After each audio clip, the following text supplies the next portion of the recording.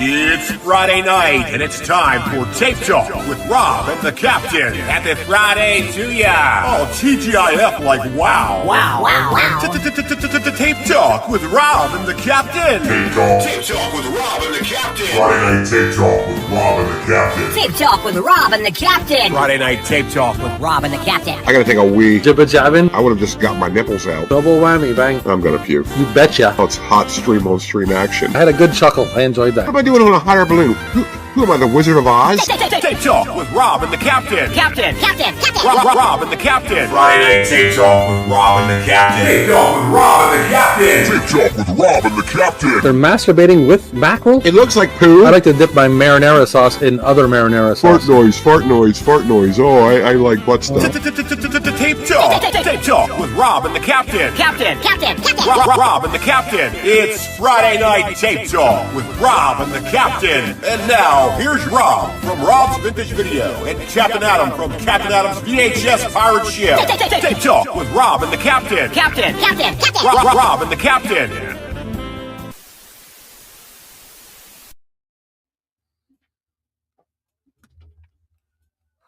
I tried to get the mask on fast enough, but I couldn't get the glasses off, and it all got cross-homogenated. Wow, you did okay. I thought it was okay. I thought you did fine. I thought you I did meant to just go fine. like this. I'm Jason. Happy Friday 13th. Yeah. Well, we had to mention it. It is Friday I 13th. know. Yeah. Howdy, Captain. I didn't notice with all the other channels that are doing Friday the 13th. So I didn't notice it was Friday. The 13th. Oh, I know you noticed. Yeah. Every single post from every single page I've ever followed in my entire life let me know today that it was Friday the 13th. So yeah. Don't you love that though? Don't you know? You know what I always liked about Facebook was What? when it's back to school, right? Uh-huh. And then I see a picture of every single person I know's kid Yeah. going back to school, and they say, "Oh, back to school today." Like I know, Mm-hmm. Yeah. back to school Where- today, back to school today, back to school today. The whole day is back to school today. Uh-huh. Well, Then you understand everybody, I guess they just wanted to share. I don't know. Yeah, well, no, there's too much. Stop sharing. Yeah, too much oversharing. Ninja is here. What's going on, Jables? Hey, what's going on, buddy? Mr. Funstins. Hey, Mr. Funston. Mitch is here. He missed us. What's going on, Mitch? We missed you, Mitch. Time, not fan. Okay, so tape talk time. Yeah. Puma Anti-Puma's here. Hey. Hello, Puma. Hello, Puma. Our professor is here. P-Mac. Salutations, it is he. Professor Macabro. Yeah. Josh, Josh, hi, is here. Big Josh, what's going on, Big Josh? Josh, my boy. Well, folks, hopefully this week we will be a lot more energetic than last week's show. What do you think, Rob? You think we got it in it? I think we can do it this week. It's impossible not to be. Yeah, we set the bar pretty low last week, didn't we? Yeah. Sorry, I think Professor is taking a shot at Valentine's Day. I mean, I could be wrong, but well, right. what's going on, Big Tony's here. Oh shit, I forgot to do this. Do that. Okay, there we go. There we go. That's more natural. Yes, there we are. And happy, I should say before we get in, happy Valentine's Day, Puma. I'm glad you're here. Yes, Anti-Puma. Okay. I was all discombobulated. Bonesy, hello, how are you guys doing? By the way, I went to the thrift store and I found some VHS. I got to say it this time. There you go. Mm-hmm. Well, Anthony beat you to it, though. He said he went there, too. He went to the thrift store as well. So, hi, Anthony. How you doing? Hi, Mr. Bones. Well, what'd you guys find? Did you find anything cool? I bet you didn't, because pickings are pretty slim nowadays. Yeah, unfortunately. Yeah. I liked last week's episode much better than that tape talk about tapes. Mm-hmm. Yeah, well, we weren't feeling the best last week. Rob and I were both under the weather, and well, I was a little. I had the black lung pop in it, but I'm okay now. Yeah, so we're feeling much better now, and drinking some brewskis here. He's got is that a mug you got, or is that just a normal glass? Because I got my big old mug. It's a mug. It's got some printing on it, and it says I guess it's the wrong season for this mug, but it says barbecue. It's a barbecue timer. Oh, I see. And then it says rare, 1 beer, medium, 2 beers, well done, 3 beers, order pizza, 6 beers. Order pizza, yeah. Yeah, when you order pizza now, we'll just eat it tomorrow when it's ready. Just leave it on there. It's not going anywhere. I've done that. Bone says he's always going to beat me to it. Yeah. But I just got to say it because I went. There you go. I wonder what you found. I'm curious. What'd you guys find? Yes, let us know. Did you find something, Bones? Did you find something cool or what? What's going on? Let me know. Bones has this kind of like a Masters of a Universe tape deck thing. Oh, really? Interesting. Yeah, that he got from tell us a story, Bones. I can't remember. I think it's from a neighbor or something. Cool. Crusher is a movie and games. What's going on, Crusher? Hi, Crusher. Good to hear from you again. I have a lot of different stuff like in here and like in my collection just personally and all that. But I don't have I don't think I have any He-Man stuff or Masters of the Universe stuff. Mm-hmm. Now that I'm thinking about it. You have any collectible He-Man things or anything like that? No, I can't say I do. No, I don't. It's on the other side of the ship, but there's little tiny versions of He-Man and Battle Cat. It's like it's a recent thing. That's the only thing I got. I don't have anything He-Man related. Well, at least that I don't have nothing. I'm trying to think. Yeah. I got nothing, like zero. I mean, I don't know. Used to have all the toys back in the day, my brother and I, and then they got moved on to younger cousins or whatever. Yeah, I was a big fan when I was a kid. I certainly had a lot of them. I remember us getting like the Grayskull, the Castle Grayskull like 2-3 times. Like we'd have it and we'd trade it away or break it and get another one and then somehow get another one. Yeah, wow. A lot of Castle Grayskulls. Oops. In my neighborhood, we used to go to the park a lot, and it was at the corner of our street, and a lot of kids went there. We used to play in the sand with G.I. Joes and the wrestling figures and all that stuff, and kids used to lose shit in that sandbox all the time, man. Mm-hmm. So every now and then you'd find something cool. Yeah, it's like a treasure hunt. Yeah. Professor, I still have a whole bunch of my old Teenage Mutant Ninja Turtle figures and a few He-Man figures, along with a Castle Grayskull. Sick. Sadly, none of my G.I. Joes have survived. I didn't have Turtles, but I did have He-Man and I had G.I. Joe, and obviously they moved on, like I said. And I have nothing from a childhood. My son had Turtle figures, though. Yeah. Bone said, I found River Wild with Kevin Bacon, Clamshell of Little Giants, and an Incredible Journey, OG version of Homeward Bound. Okay. Crusher says, I have the power. Yeah, I had quite a few of Turtles, but I don't know what happens to this stuff. I really don't. But I definitely was into Turtles when I was of age, and so yeah, that's a little bit too late for me. I was a little older when Turtles started coming out. I didn't really have the figures. Like, I was getting less on figures back then. Yeah, I mean that was a really cool toy line too. Man, a lot of cool ones. The only issue I got is my youngest gremlin really, really wants to borrow my figures, and I don't want to let him because I know what's going to happen. Yeah, of course. Yeah, just tell him no. You can tell him no. The He-Man thingy is called a take along and a take along. Oh yeah, a take along and found. Yeah. Okay, called a take along and found it years ago in this garage. Okay, to a house someone was cleaning out next to my parents. Oh, all right. Yeah. Universal's great action figures, Turtle Power. Kel said. Yeah. And then he got divorced like 2 days later. Yeah. Well, it was a shotgun wedding. Yeah. He had to do the right thing, and he was guilted into it. Yeah. But that's a weird relationship. Barbie's way taller than He-Man. That's weird dynamic. Yeah, she needs to find like an old G.I. Joe, like the large G.I. Joes, or an Action Jackson or something. Yeah, I definitely need that. But, Well, that's what I used to when I was younger. I used to have Action Jackson, and I used to go over to Puma's house, and she would play with Barbies, and I'd play with Action Jacksons. Yeah, sure.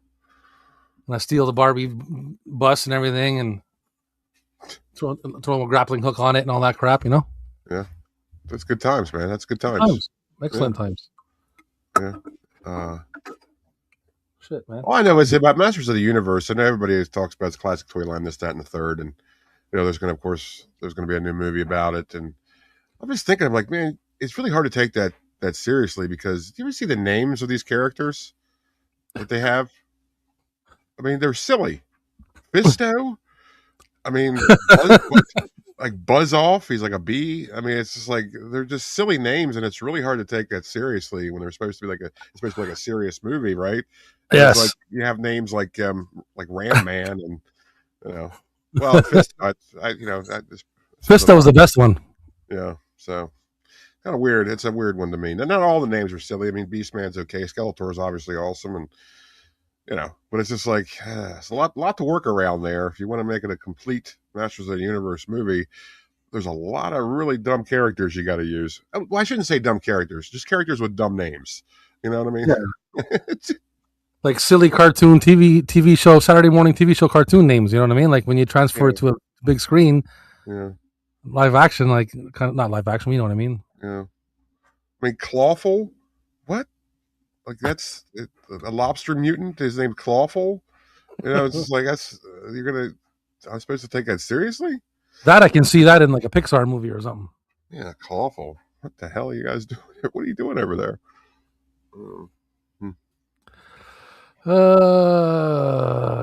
Yeah, don't sell your stuff, Professor. Keep it. It was the 1980s. We didn't know any different. Well, I'm saying it was fine back then, but if you're going to make like a serious movie about it now and use those characters, you got to realize that's kind of silly.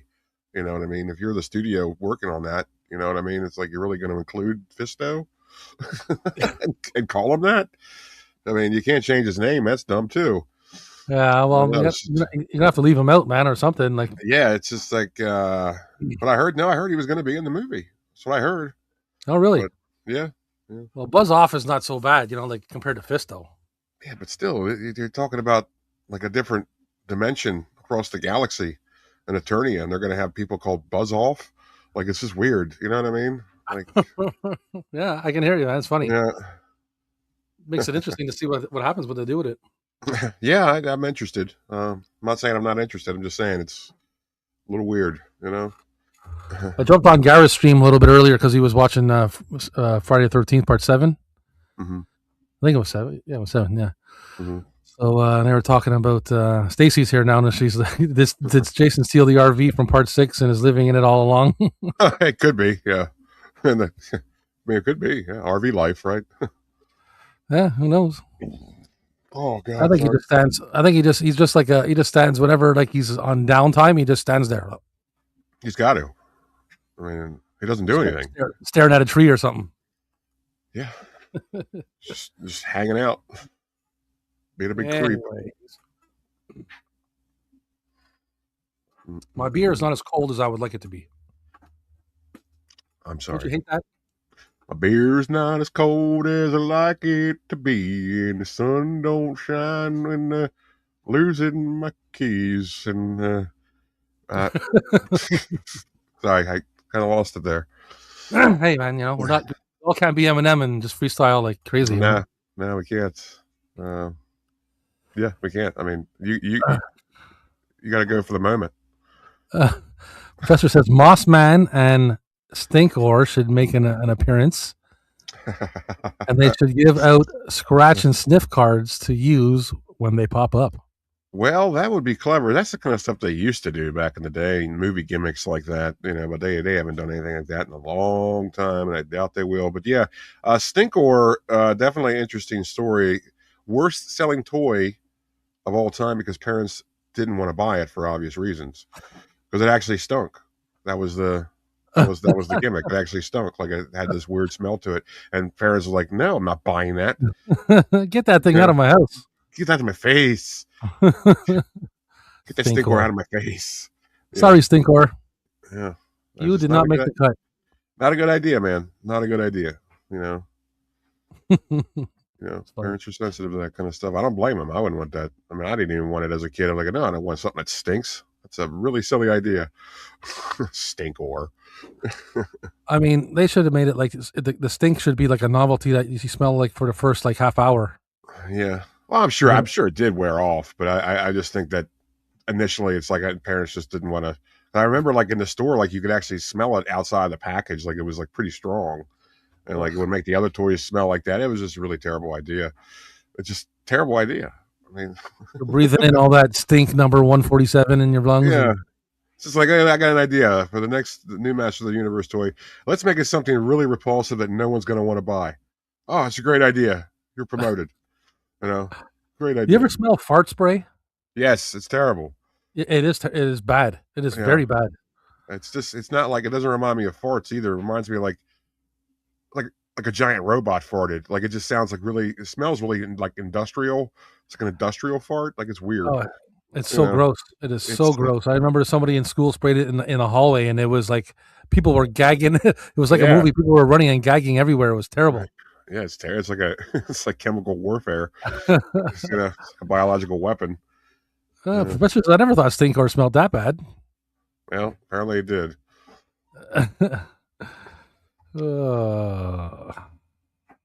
Captain Atom vehicles are powered by CED technology. Yep. Okay, sure. Why not? Swords and sorcery. That's right, folks. Doing swords and sorcery movies tonight for tonight's tape off. Very interesting. One of my favorite genres of film, I should say. I do enjoy them as well. Do you pronounce it sword or sword? Sword. Yeah, sword. But I like to say sword for sword. I know I've comedic effect. That way. Yeah, sword. I mean, that is sword. Why is there a W in it? You don't need a W. It's a sword, right? Yeah. You remember the band Sword? No, I wish I did. Sounds awesome. Yeah, they were like a 80s, 90s rock band, like Sword. They were pretty good. Here in Mexico, we have a firework that people that's called Pedro de Brija, which is fart.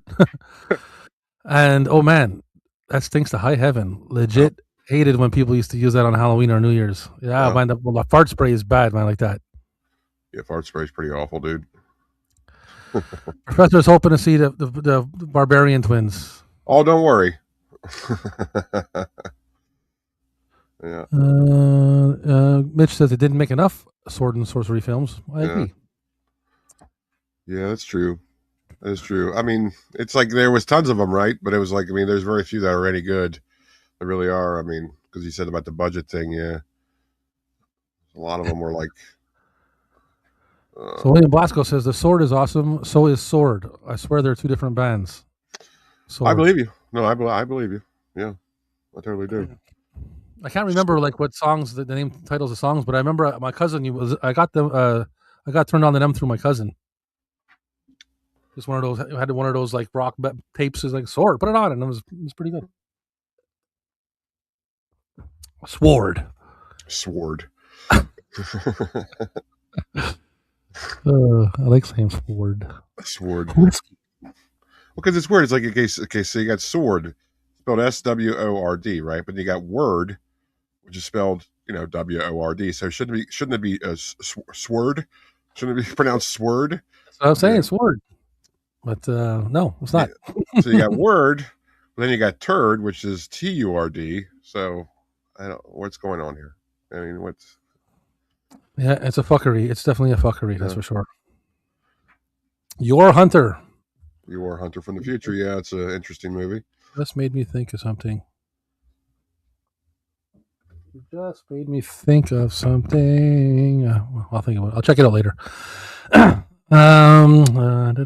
Friday 13th. Big Larry's here. What's going on, Larry? Sword. Yes, Sword is Black Sabbath. Yeah, it's good, man. I like it. Yeah.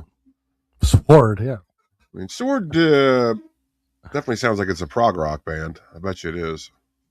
A heavy prog rock band. I don't know if they're prog rock. It's like And with a But name it's like heavy that, metal, though. It's definitely heavy metal. it's got to be some kind of epic metal sword.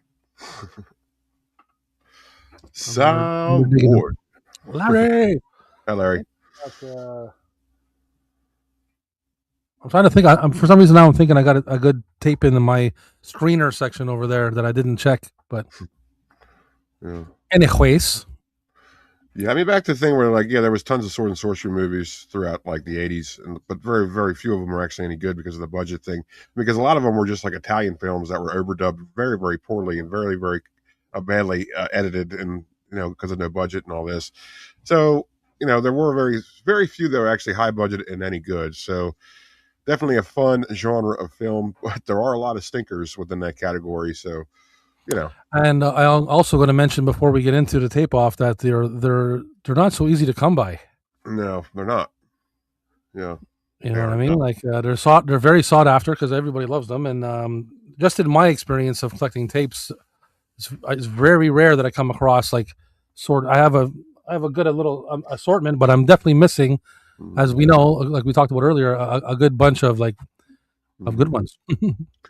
Yeah, I mean they're kind of like horror movies as far as VHS go, as they're rather sought after and they're hard to find. And when you do find them, they can go for some pretty steep prices. I don't know if it's deserved or not, but I mean definitely the Deathstalker series on VHS definitely can fetch some pretty steep prices. I mean, that's why I don't have any of them, because they're just too damn much, and I don't think it's worth it.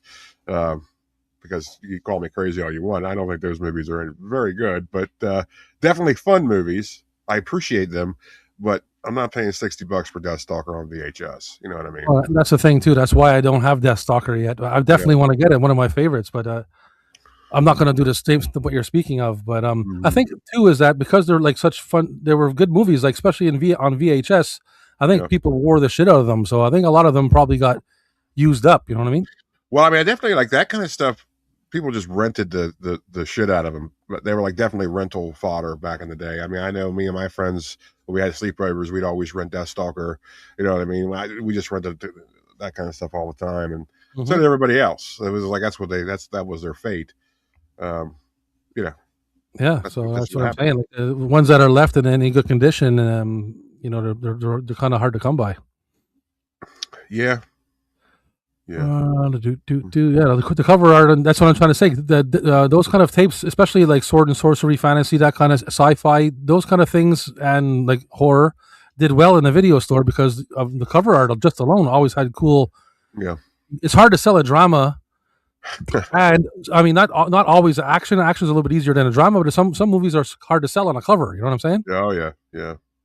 But those sword and sorcery movies, you can always put an epic image on there, and people are like, "Okay, let's rent this for sure." Yeah, I mean, it's fabulous artwork, and I mean, a lot of times the artwork was better than the movie. You know what I mean?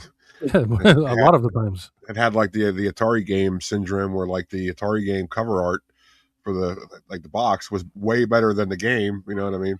Yeah. Professor says, which genre was more exploited by the Italian cinema, the sword and sandals genre, or Mad Max ripoff? Oh, I would think. I mean, that's a good question, but I definitely think sword and sorcery, or sword and sandals, as he said, because there's so many. I mean, hell, even Conan, they're Italian films, so it's just like, yeah. I didn't bring Conan because I showed Conan recently. I think in. Yeah, we have Conan. We have Conan, folks. We're not going to. We did it in Arnie. Didn't we do Arnie tapes, right? We did it with box sets because you had the double. Okay, yeah. Yeah, we both of us have the Conan movies. We're not going to show them. It's just too obvious. We're not going to waste anybody's time here. Yeah, we try to bring a little bit something else that we haven't shown or something like that. Yeah. You know what I mean? Yeah. Stacey, favorite Crawl scenes? Actually, I don't really like Crawl. I think Crawl is a very overrated movie. I think it's rather boring, surprisingly. the one part I do like in it is it's something that should have been its own movie, when the guy goes in to see that giant spider. Like, it has really had nothing to do with the movie. But it's like the best part of the film, and I'm like, we need to get more of that, but it's only like a small part of the film. Okay, so that's my favorite scene from Crawl. I really don't like Crawl very much. Crawl. Yeah, I like Crawl, but I agree with what you're saying, and it is a little long-winded in certain times and stuff like that. But I like what they were trying to do. So yeah, I mean, it's just one of those movies. Like, I can't believe this is boring. Like, why is this boring? You know what I mean? Yeah, it's kind of long in some parts. Yeah. Oh well. Oh well. I love the cover. Yeah, cover art Deathstalker tapes. You did Conan with Terminator. Yeah, okay, there you go. Well, the Terminator, the box sets. I guess it was. Maybe it was Arnie tapes. Did you see that Red Sonja remake? Apparently, that came out last year. I don't know anyone that actually watched it. I ain't watching that. No, I'm not watching that. You can forget it. Forget it. Hell, I don't like the original Red Sonja. I'm not going to watch a remake. I like the original. Yeah. Lara loves Krull. Oh, we're all about our own opinions here. So here's I remember what I wanted to say now. What about I haven't seen this in a while, but I have Kull. Remember Kull the Conqueror? Yeah, I remember. Yeah. Kull and there was Hulk the Slayer. There was a bunch of yeah. Well, I have the screener of Kull. Yeah, how about that? I didn't pull it out. It's in fact there, but I only just remember now. So, but I enjoyed Red Sonja, man. You know, like it's not a masterpiece. It's not as good as Conan or nothing, but yeah, it is what it is. It's a good time anyway. Well, it's good. It's like Matt says. It's good for a bit of bullshit, you know. Yeah, we'll get into it here once we get rolling. We'll talk plenty about Red Sonja. I think people are getting kind of antsy here. We might want to start this up. They're going to have the tape off without us. They keep mentioning all these movies. All right. Well, we better get rolling. So, Professor, you know what that means? Coming at me is, bruh. Protect yourself. Protect yourself. Protect yourself from us. And do it right now. Tape off! Yeah! Tape off! Tape off! Tape off! Tape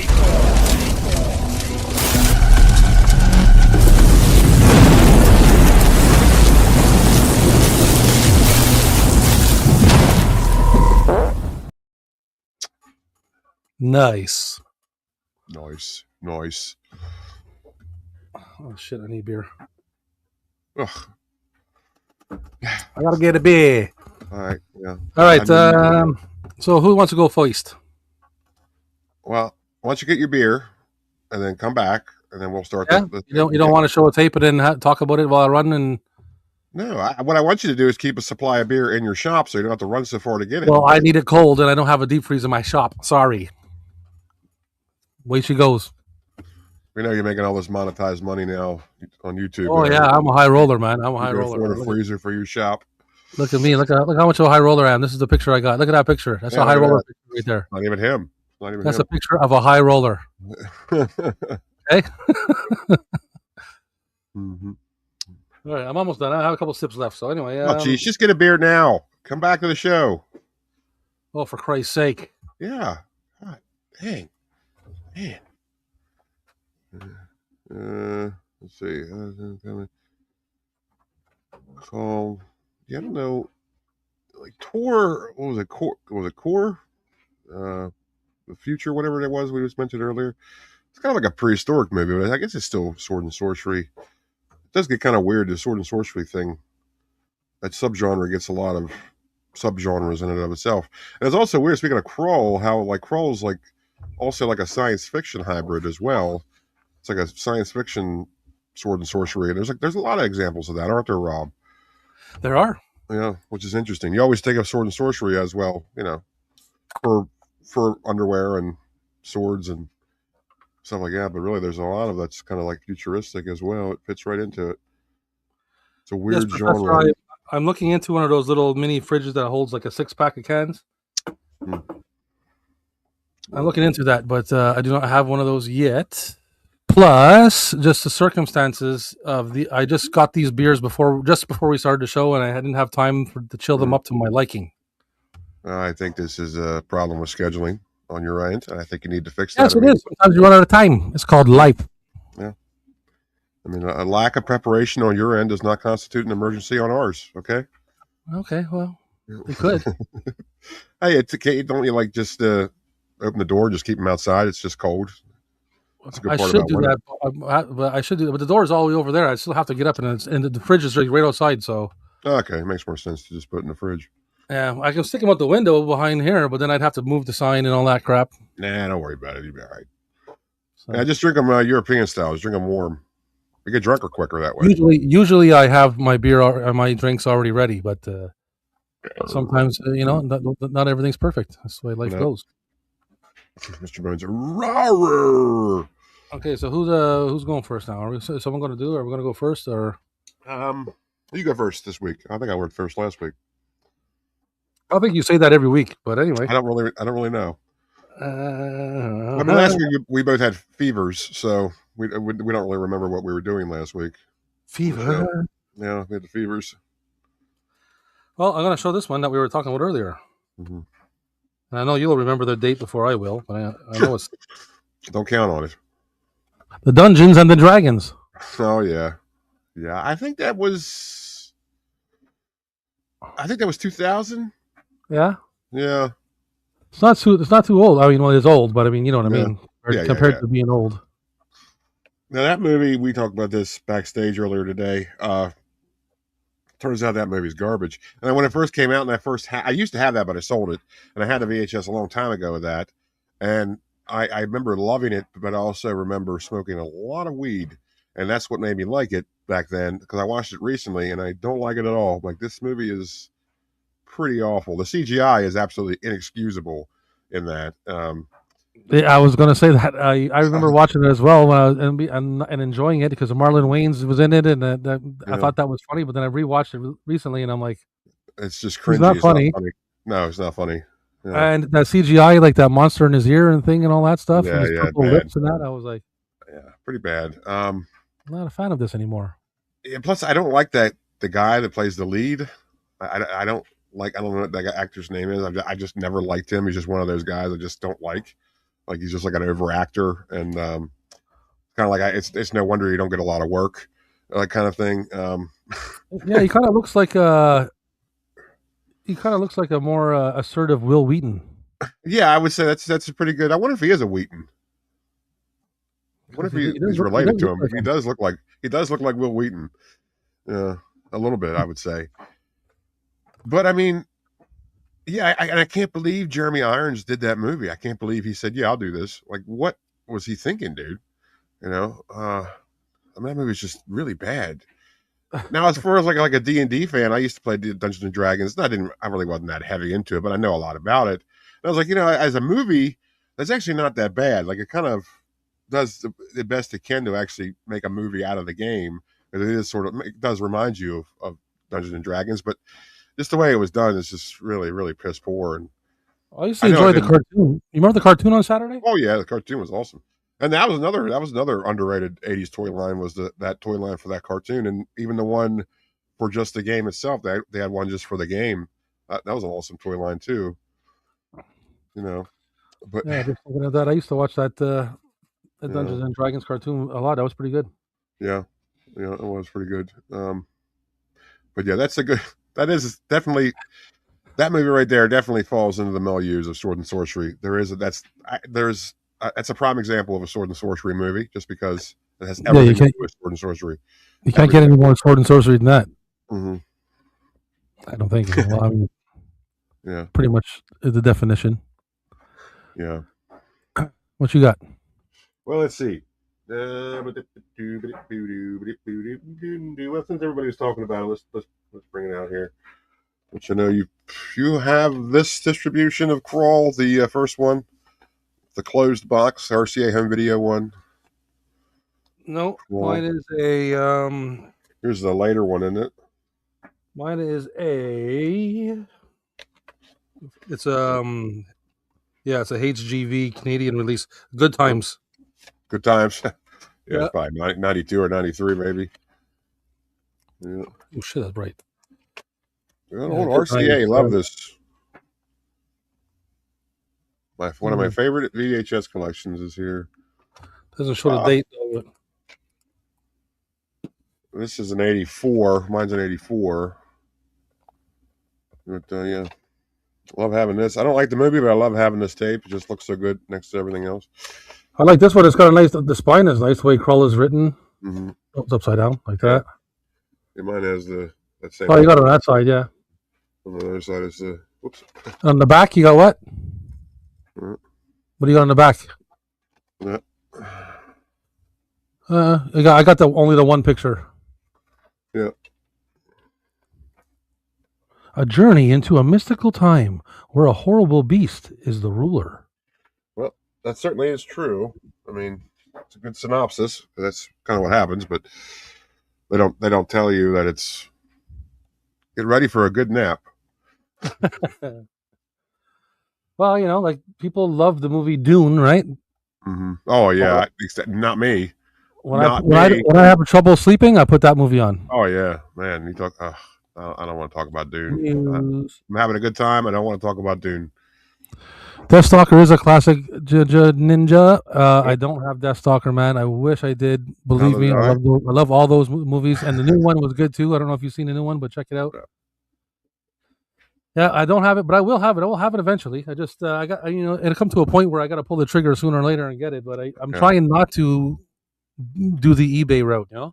Well, I tell you, I mean, yeah, Deathstalker is a classic, and the prices certainly reflect that. It's a very, very, very expensive tape. And Well, I just I did showed. the last time I went looking for Deathstalker online, I was only able to find the third one. I wasn't even able to find the first two movies. That's what I'm saying. I only usually see the second or the third one for sale. Yeah. I hardly ever see the first one. Yeah, so I just kind of like stopped looking. I mean, maybe I'll pick it up again someday and try to find it again, but Horror Cat says I'm having a good time and I don't want to talk about Dune. Yeah, I'm sorry. That is not my cup of tea. Cannot believe there was a toy line for it. Like kids were supposed to enjoy it. Like, oh, it's just like Star Wars, kids. You like No, Star Wars? it's nothing You're like that. Dune. I like Dune. It's I enjoy it, but it's just that it's like the way it's made. It's just if you don't have a lot of energy in you, it's like church. You're going to sleep. Yeah. Well, we'll talk about Dune a little bit here. When I first saw Dune, I was of age when it like pretty much just came right to video, and we were all under the impression because it was promoted as like, oh, it's the next Star Wars because there was a toy line for it, and obviously, if there was a toy line for it, it must be kid friendly, right? We had no idea what we were trifling with. They made toy lines for everything back then. Stuff that didn't even need toy lines, shouldn't even had a toy line, got toy lines, and Dune was one of them. So we rented Dune. Tried to watch it, and I was probably like 6 years old or 7, and I don't know what I was looking at. I think I was so bored. I think I actually cried. I was just so bored, and I just left. I mean, I never liked Dune. So I tried watching it again later on in life, and same reaction. Just not a fan. Not for everybody, right? Yeah, we're talking about the classic Dune, Professor. I agree. It's good, and it's got a good cast and everything, but sorry, it is long. It is long, and it'll put you to sleep. If you're a good cast. A good cast. What Sting? Sting's a good cast. Yeah, he's good in movies. Yeah, okay. Yeah, good cast, right. Who else in who else is that? Sting. Oh, isn't what's his name there? The guy that plays the German grandfather in Beer Fest. He's in that too. Yeah. But yeah, I didn't even watch the new one with what's his name? The Shalamala Ding Dong there, that new actor kid. You might as well be speaking Swahili. I have no idea what you're saying. Yeah, Jay loves. Sorry, folks, can't get past Sting. I cannot get past Sting. I'm sorry. Everybody loves Dune. You can keep listing off all these fine actors. That's all you want. My ears are closed. I'm sorry. Kyle MacLachlan. Yeah. Well, Patrick Stewart. Yeah, okay, Patrick Stewart. I'll give you that one. Yeah. The rest, meh. Mm-hmm. Anyway, Ginger Ninja mentioned Barbarian Queen, Cap. Oh, he did he? Well, how about this? Have you ever heard of it? Oh, shit. Mm-hmm. Heard of it. Another fine piece of example of Italian sword and sorcery movies. Even I think this one's more like just sword. I don't think there's much sorcery in this. It's just like a barbarian flick in Italian. Of course, it's overdubbed, and since it's Italian, there's plenty of rape in it. Those Italian, they love their rape scenes, and this is no exception. They sure do. Yeah, that's what all Deathstalker is. It's just like one after another too.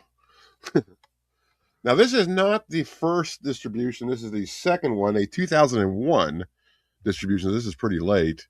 But the original was, I think, in 84 or in 86. It looks exactly like this. So it's a great cover. Love it. I wish I had it. Don't have it. Yeah. The movie, not so much. You know what I mean? I don't know. Yeah, well, There was, I think there was a second one. There was a sequel to this as well. I think I can't find that at all. So pop quiz there, Professor Macabro. Would you fight a barbarian queen, and would you let her win? I'm guessing the answer is yes and yes. Professor's telling us to say grape scene because they don't like the other word. Oh yeah. Well, I said rope scene. Rope scene. It's rope scene. Rope.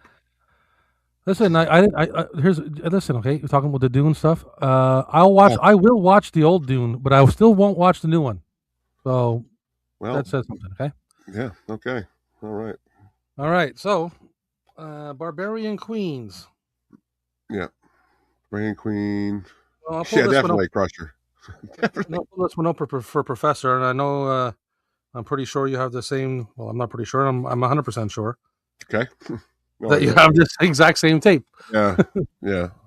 The Barbarians. There you go, Professor. How's that strike you? Does that do something for your pants? Yep, that's up. Yeah. Media canon, right? Yeah. Yeah. Same here. And they put them both right on the cover, on the front cover. Not all. I have a bunch of media canon ones. They're not all like that. Mm-hmm. Yeah, they're weird. That was a weird kind of distribution. What's your label look like that? Co-pairing. Yeah, mine's can't really see it in my lighting, but it's got a vertical barcode. It's got both the logos on it, paper label. Same thing. Yeah, we got the same one. Yeah. 87. Of course, the late great Peter Paul and David Paul, the Barbarian brothers. Now, I was really surprised to learn that they were in films long before this was even made, going by the Barbarian brothers. Did you know this? Because when they're in DC Cab, which is 80, yes, they're referred to in the credits as the Barbarian brothers. And so it's just like, where did they get that name? I thought they got the name from this. They were called this because of the Barbarians. No, it has nothing to do with this movie. It was like they were called that way before that. So that's just weird, isn't it? Yes, it is weird. I thought the same thing. Mm-hmm. But yeah, this movie is what it is. A fun watch. You know, is that they have that cop one where they're like they're like half black and half white. There is that before or after that? Probably after, right? It's after, yeah. Because they did like 3 films after this. One where they were like truck drivers, and one where they were like babysitters or something like that. Yeah. Have you watched Barbarians lately? Are you familiar with the beginning? No, I haven't watched it in a long time. It is weird, man. The beginning, especially. Yeah. Leading up to, because it's very much a little bit like Conan, eh? Like how they show you how like these guys were made. Yeah. You know how they do a Conan a little bit? Oh yeah, yeah. But the weird bad guy and all those people are like super weird, man. Like and the way they're dressed and the makeup and everything is real funky, man. Yeah, I gotta watch that movie again. I haven't seen it in a long time. Yeah. British Bulldog movie. No. I do have Jack's back though. What else you got, Cap?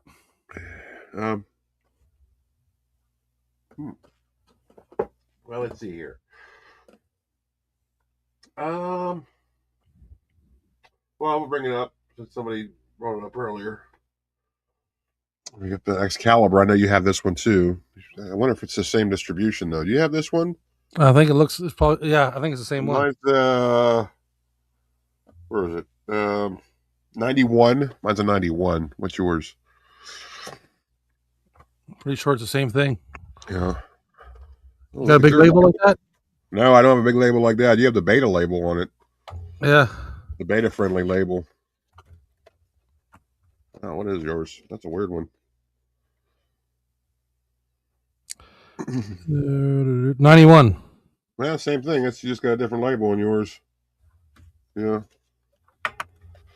This was another one that's kind of like, it's almost boring, but luckily it's not that boring. It kind of keeps the pace going a little bit. Patrick Stewart's in this as well. Actually has hair in this, I believe, which is weird. Not much hair, but he has some hair. Josh says he has the 88 copy. That's pretty cool. Yeah. What did you? I wonder if you have the. Did anybody see the Warner Home Video clamshell version of this? It's got like the lamest cover because you know how Warner clamshells just repeat. Usually, if they didn't use the poster from the movie for like just like a little part of the cover art, they would just use like any scene from the film, and it's usually like a really boring scene. They just put it on there. They did it for this. It's just like a guy standing there. It's just like, what is Excalibur? That's supposed to get me to watch it. Like it looks like a textbook cover. Like it's like just some guy standing there. It's like, okay, well, look at that cover. This cover is awesome. Yeah, that cover is amazing. But I've seen that so many times where they just take a snapshot of the movie and stick it on there. Yeah, it's pretty freaky part too. Towards the end with the kid, that evil kid, in that forest. That's a pretty weird part. It's an interesting movie. I haven't seen it in a while, so I'd have to refresh my memory on it. But yeah, I watched it last year, and I got to tell you, a little long. It was interesting, entertaining for the most part, I would say.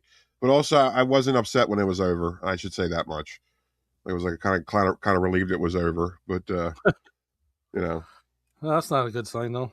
No, it was 60% entertaining. The rest of it was a little slow. So here's one I was talking to you about. It's kind of weird. It's what's his name? That actor's name again. Give me a second, please. Alan Silvestri. No. Ed Harris. Oh, Ed Harris. Ed Harris in Knight Riders. I can't believe he's in that. This is a George A. Romero movie. Yeah. George A. Romero's Knight Riders. Yeah. Very interesting movie. And it's definitely like medieval kind of futuristic motorcycle weirdness. Yeah, it gets to that subgenre of the sword and sorcery flicks where it's like it's one of those futuristic, weird hybrid sword and sorcery flicks. You know what I mean? Yeah, and I didn't know if this one made the cut or not because but there's definitely he's got like a mace in his hand and there's definitely swords and going on in this movie. No, it totally does. It's totally a sword and sorcery flick. It fits. I'd say it fits. It's just like a sci-fi. Well, you know what I mean? Sci-fi sword and sorcery. Professor, it's definitely a cool title to have, Rob. I am a little jealous over here. I sold one at the flea market last Sunday. It wasn't the media release. It was a newer copy of it, and it had a little bit of a rip on the front cover. But a young guy picked it up last week, which was pretty cool. Did you go, hey there, young fella? No, I didn't. I just said, hey, cool tape, thanks. Professor wants to know the Dungeon Master with Richard Mall. Does that count as sword and sorcery? It does. Yeah, it sure does. Yeah. I reject your reality and I substitute my own. Used in Mythbusters. No, like we were just talking about. I mean, like sword and sorcery there's a lot of subgenres, and there's definitely like this weird sci-fi sword and sorcery group as well, and it's interesting stuff. What's going on, Len Doggy? Hey, Len Dog. Just in time, Len Dog talking about sword and sorcery, baby. Sorry, just in time, Len Dog talking about sword and sorcery movies, baby. That's right. You got your sword. Get your sword and put some spells on us. I spit all over my camera just now. You sure did. Oh, he's got a sword. He's got a little laser sword. Either that or he's going to land a plane or something. Oh, he's a madman, folks. What you got? Oh, was it? Oh. Yo, Toyn. Well, well, I'm going to show these guys. I know you have them as well. Talking about sci-fi sword and sorcery, the gray matter of. I know you have these, but you have different distributions. So I'm going to go ahead and show them. I have Highlander 1 and 2. A lot of people don't think of these as sword and sorcery, but they totally are. Of course, they're in the sci-fi sword and sorcery milieus. This is a 1994 Hemdale home video distribution of Highlander 2, The Quickening, and this is oh man, it's one of these with the frickin' Roman numerals on it, like a Mark Anthony or something. So I don't know what year this is. It's definitely not a first distribution or even a second one. This is a Republic Pictures home video, so this is probably like a 96. But yeah, I have Highlander 1 and 2. I have that. I have that release of the first one. I don't know. My second one looks like this. Mm-hmm. I'm not sure what year it is. Let me take a fast look before I show you. 94. This is a 94. Mm. Yeah. Yeah, that's different one of mine. Yeah. It's different, eh? Yeah, different. So I got Yeah, that very, one. 4. very different. Then I got this one here. This is probably even a later one. Hmm.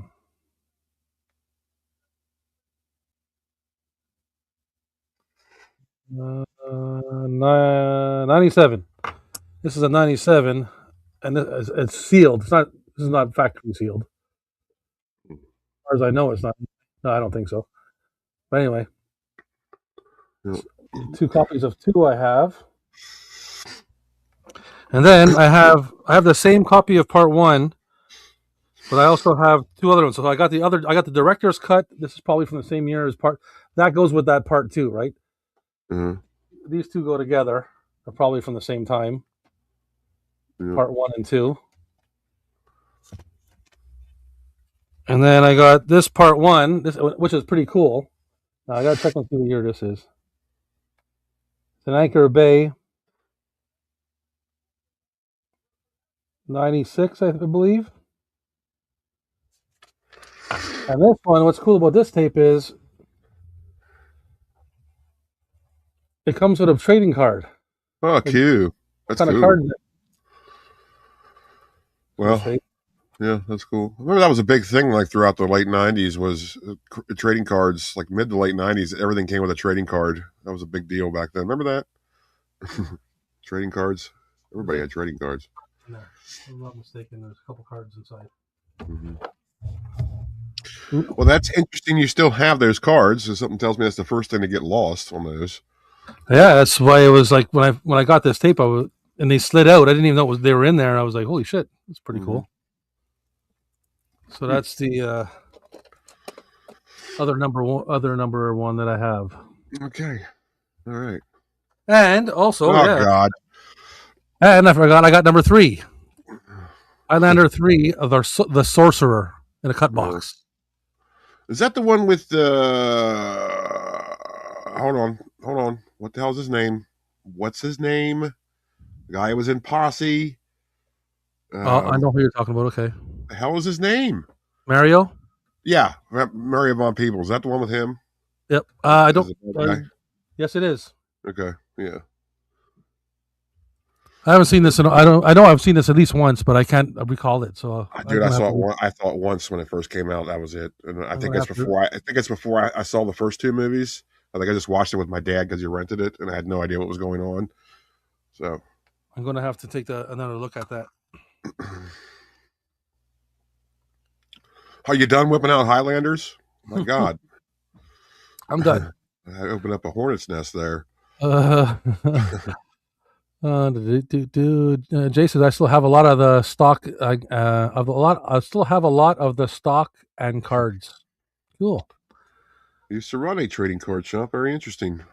Fun fact: the whole thing with Planet Zest from The Quickening is only available in VHS. From DVD afterwards is referred to the past. That is a fun fact. How about that? I didn't know that. Zeist. Planet Zeist, yeah.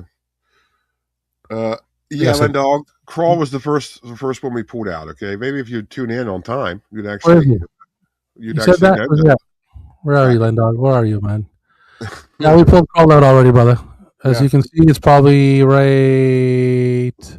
Yeah, he's got one there, and where's mine? Right here, Lendoggy. Boing, boing, boing, boing, boing. I got mine. There you go, Lendog. We'll do it again for you, Mr. Late, Mr. Tardy to the party, Marty. The dog had a long week, and he's busy from wearing him out and working and slaving to the grind. And he's taking it now and chilling, so we got to cut him a bit of slack. He's probably I'm just kidding. Pounding back those beverages. Lendog, it's okay, buddy. You can tune in anytime you want, man. We're here for you. I saw Lendog, they're putting hard times on you, putting hard times on your family, putting hard times on you, making you bust your hump. Sorry you had a rough week, Lynn Dog. I'm glad it's over for you, and I'm glad hope you're chilling, drinking a beer, watching us. Um, Friday night. Happy to help. so basically, Star Wars, right? What the hell are Is you a talking about? sword and sorcery. No, I think that's going too far.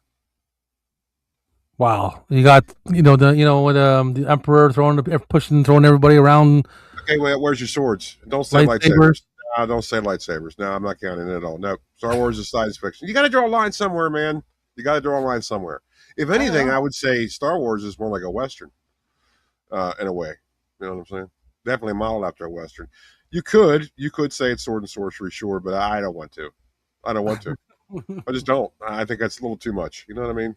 Yeah, no, it's fine. I'm just asking. I just wanted to know Too your much. opinion on it. I was thinking that today too. I was like, well, where's the line drawn? Because I mean, that would technically mean Star Wars is kind of a sword and sorcery flick. Clearly, it's got inspiration from it. A lot of the same elements of it. You know, there's mysticism. There is swords with lightsabers, even though it's Yeah, exactly. And then the Force is like like sorcery. So yeah. I don't know. I think we'll be a little bit too liberal if we include Star Wars. That's all I'm saying. We got enough. We got enough to contend with. I agree. That's fine with me. You just pulled out like 6 million copies of Highlander. It's my job to ask the hard questions, man. It's my job to ask. When we pull out Star Wars, pretend it's a sword and sorcery movie.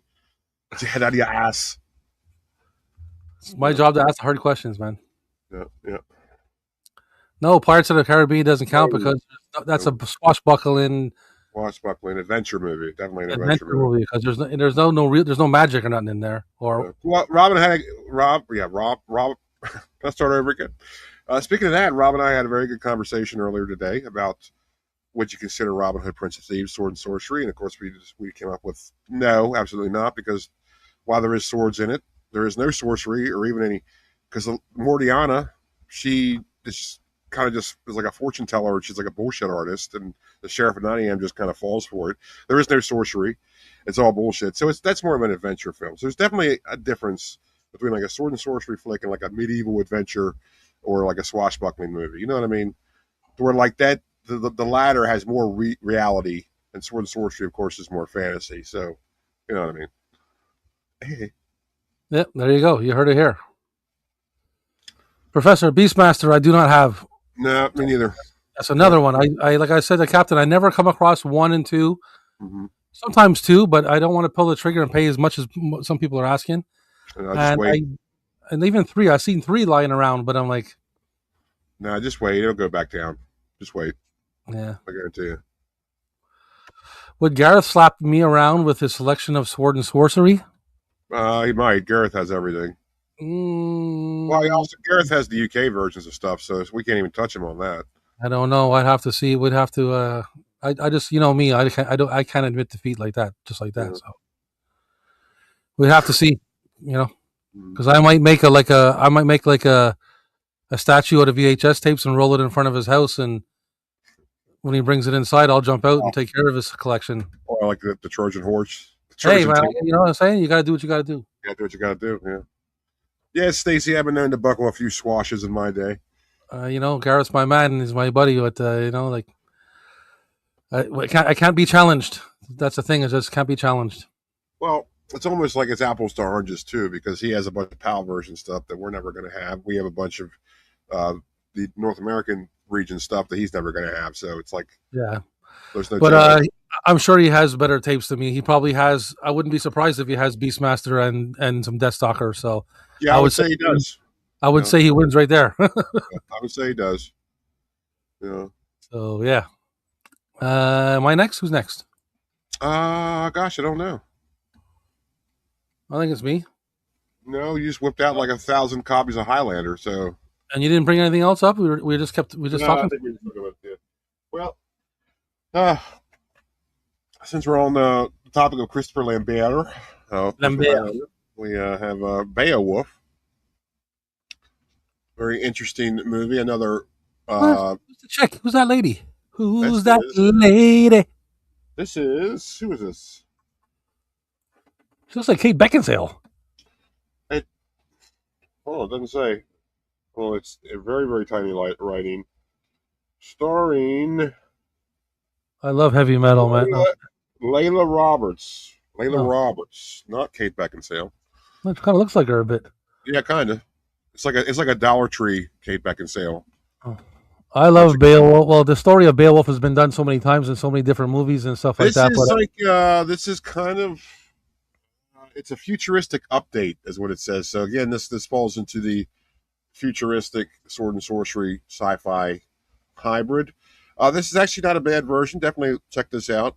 I'm sure it's on YouTube for free. Kind of a low budget movie, not really a low budget movie, but definitely low distribution. Wasn't in theaters. I think it was in select theaters, that kind of deal. okay. But it was mainly like right to video. So yeah, check it out, man. It's worth it. It's pretty good. I like Josh having this. and Josh says he's never seen Beowulf. Did you get to check out that animated one they did? Yeah, I did. Yeah, I watched that. Well, with I Anthony loved it. Hopkins. I've seen that thing like about 7 times, man. Like Yeah. Crispin Glover plays the Grendel in it. Yeah, wasn't bad. I liked it. Yeah, I mean it's not the greatest, but it's cool, man. For That's okay. you have a good smoke and put it on. It's Yeah, I really enjoyed that. So, if, Josh, are you looking to you want to watch the Beowulf? There's so many. There's Yeah, I think there's Grendel with Gerard Butler. yeah. This isn't You bad can watch either. you can watch another movie that's amazing movie that's basically the same story as 13th Warrior with Antonio Banderas. It kind of is, isn't it? Yeah, It's it is. basically the same story. It's just that the Grendel is not one thing. It's just a tribe instead. Yeah. Oh, I shouldn't say that. But anyway, Oh, the 13th Warrior is an awesome movie. which I didn't bring that, by the way. There's a couple movies that's basically the Beowulf story, and it's I love them. That's Yeah. good shit. I like that tape. I don't have that. Yeah, I didn't bring 13th Warrior. Should have, but I didn't bring it today. Even though I have two of them for some reason. I have two of them. I don't know why I have two of them. Do you? Yeah, they're the same ones. I don't think I have one. Same exact different distributions. I have no idea why I have two. I think it's one of those where I got it, then I forgot I got it. Then I saw it again in the thrift store, and I was like, I gotta have 13th Warrior. Then when I get home, I'm like, oh, I already have it. One of those things, like where you buy something because you forgot you already had it. You ever do Yeah, that to you? 13th Warrior. Yeah, I don't think I have 13th Warrior on tape, to be honest with you. Oh, okay. Well, I'll send you one of mine. Oh, thank you. I like that. Very nice. Len Dog asked if we missed He-Man yet.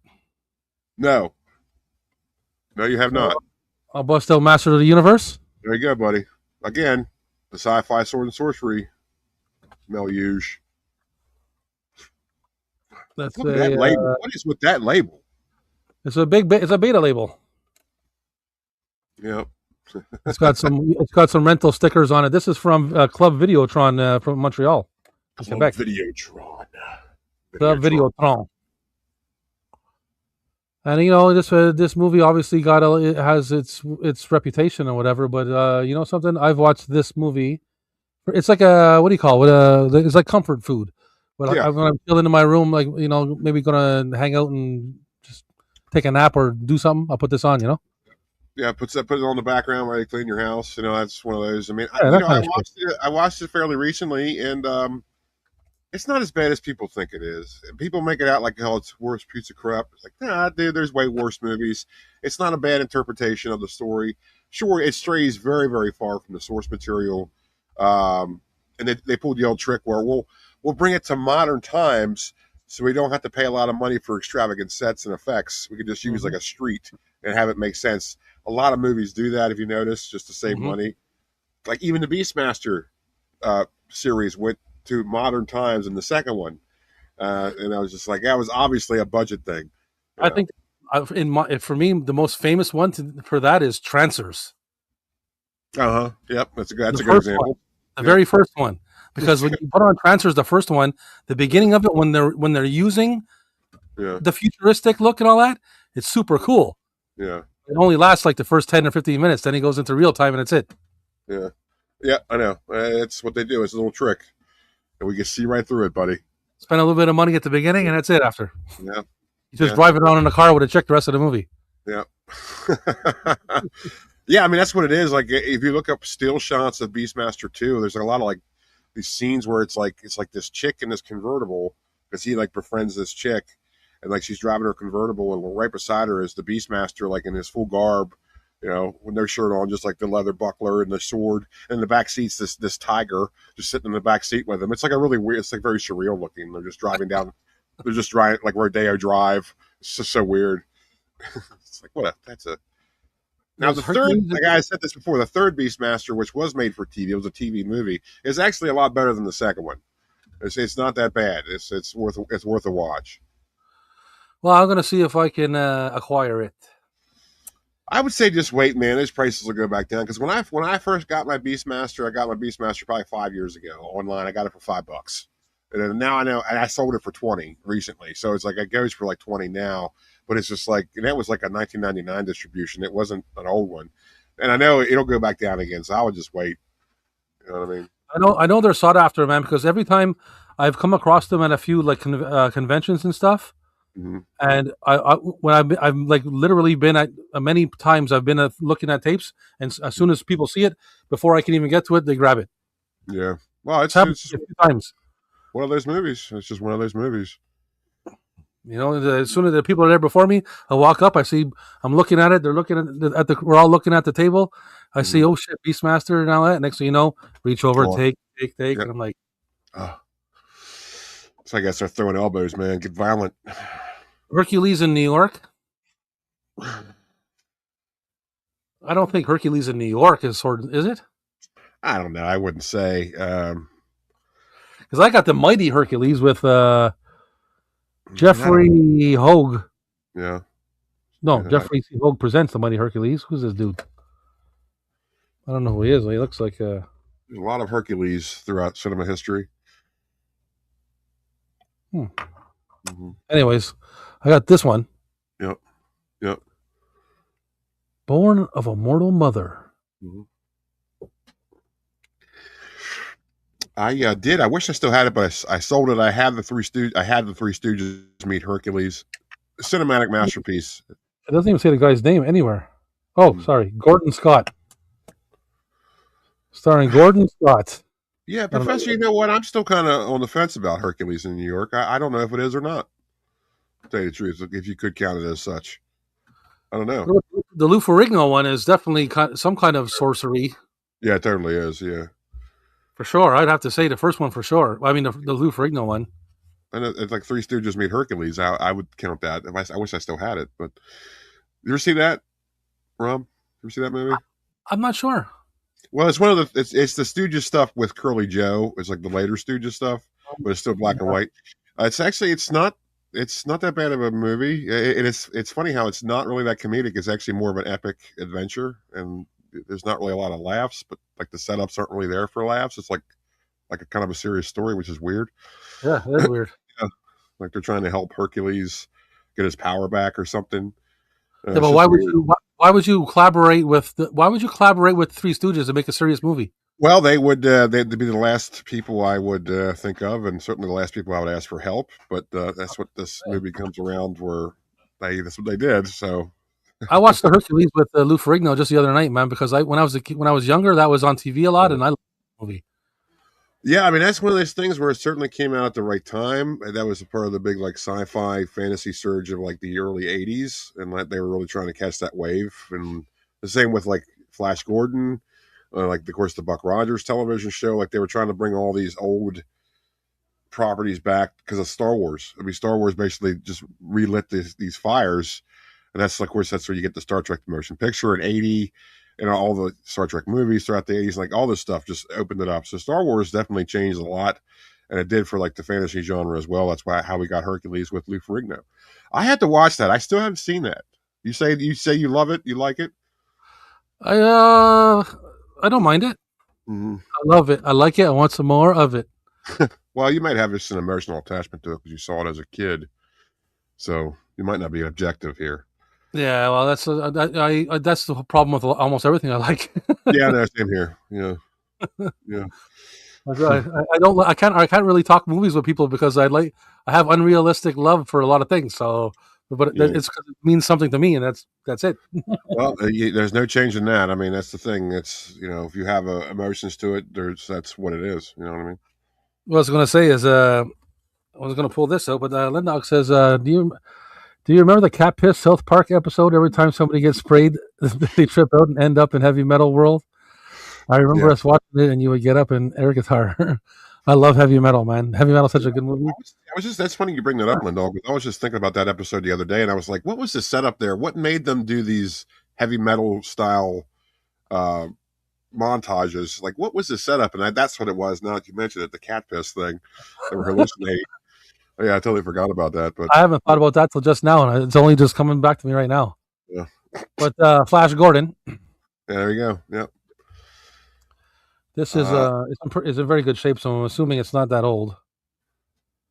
I mean, before anybody says anything out there, that is totally a sword and sorcery movie, and I will have words with anybody who says otherwise. That is totally a sword and sorcery movie. It's a '93 release. Yeah. But yeah, super fun movie, man. Yeah. And definitely in the hybrid of sci-fi and sword and sorcery, definitely probably one of the prime examples of it. I mean, okay, for one, there's swords in it, there's sorcery in it. I mean, it's just like it's totally a sword and sorcery movie. I don't care what anybody says. I agree. I think there's more. It's obviously a sci-fi fantasy, like blah blah blah, but it's definitely sword and sorcery. Yeah, totender is, man. Cue Flash song by the Queen. Right. Queen. Defender of the universe, Professor Macabre. Well, I don't have anything that cool. I used to have that, but I sold it. I do have this. I thought I had the first one, but I guess I sold it. I did have the first one. I don't know. I guess I sold it. Here I have it. Dragonheart: A New Beginning. Yeah, say what you will. I haven't even watched this. I don't have the heart to watch this. I know this is just going to be dog shit. I wasn't that big of a fan of the first movie. I saw okay, that's not the first one? No, this is the sequel. Oh my God. The first one I saw in the theater, man, and I was like, oh my God. Yeah, I wasn't a big fan. I saw the first one in the theater as well. And yeah, not a big fan. But it was lame, man. I remember it being so lame because like they spent all the money on the CGI and Sean Connery's voice. Yep. And Randy Quaid or Dennis Quaid. Yeah, Dennis Quaid. And it had nothing left for anything else. The kingdom was about 10, 15 people. Yeah. Yeah. Oh man, what a crap movie. Yeah. So this I'm probably not gonna watch this. It's just one of those things where I got it at the thrift store. I saw it. I was like, yeah, it'd be interesting to have. I have the first one. Like I said, I must have sold it because I can't find the first one. Sorry, Professor. Sorry, man. That's wow. He loves Dragonheart 1. I was out in the theater, but I wanted to leave, and the only reason why I didn't leave was because I was with people. Yep. Man, it was bad. Yeah, it's I remember being so disappointed. I was mad that I spent money to see it. It's like I don't have a problem with Dennis Quaid. I usually like stuff he's in, except that. He just doesn't work. He doesn't work. They tried. It was bad written. It was just badly made, in my opinion. I didn't like the way it was cheap. Yeah. It was no good. So that's that. Sorry, Professor. Well, what was I going to show here? Oh, I showed it.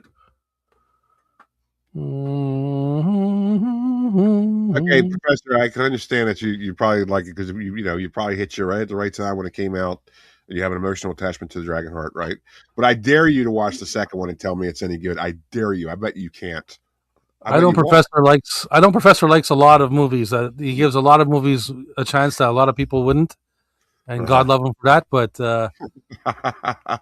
Professor sometimes he draws the line, but it's got to be a little. If it had a little bit more spice sprinkled on the movie in some kind of way, meaning like visually or I don't know, like whatever, it could have passed the grade, but it just didn't.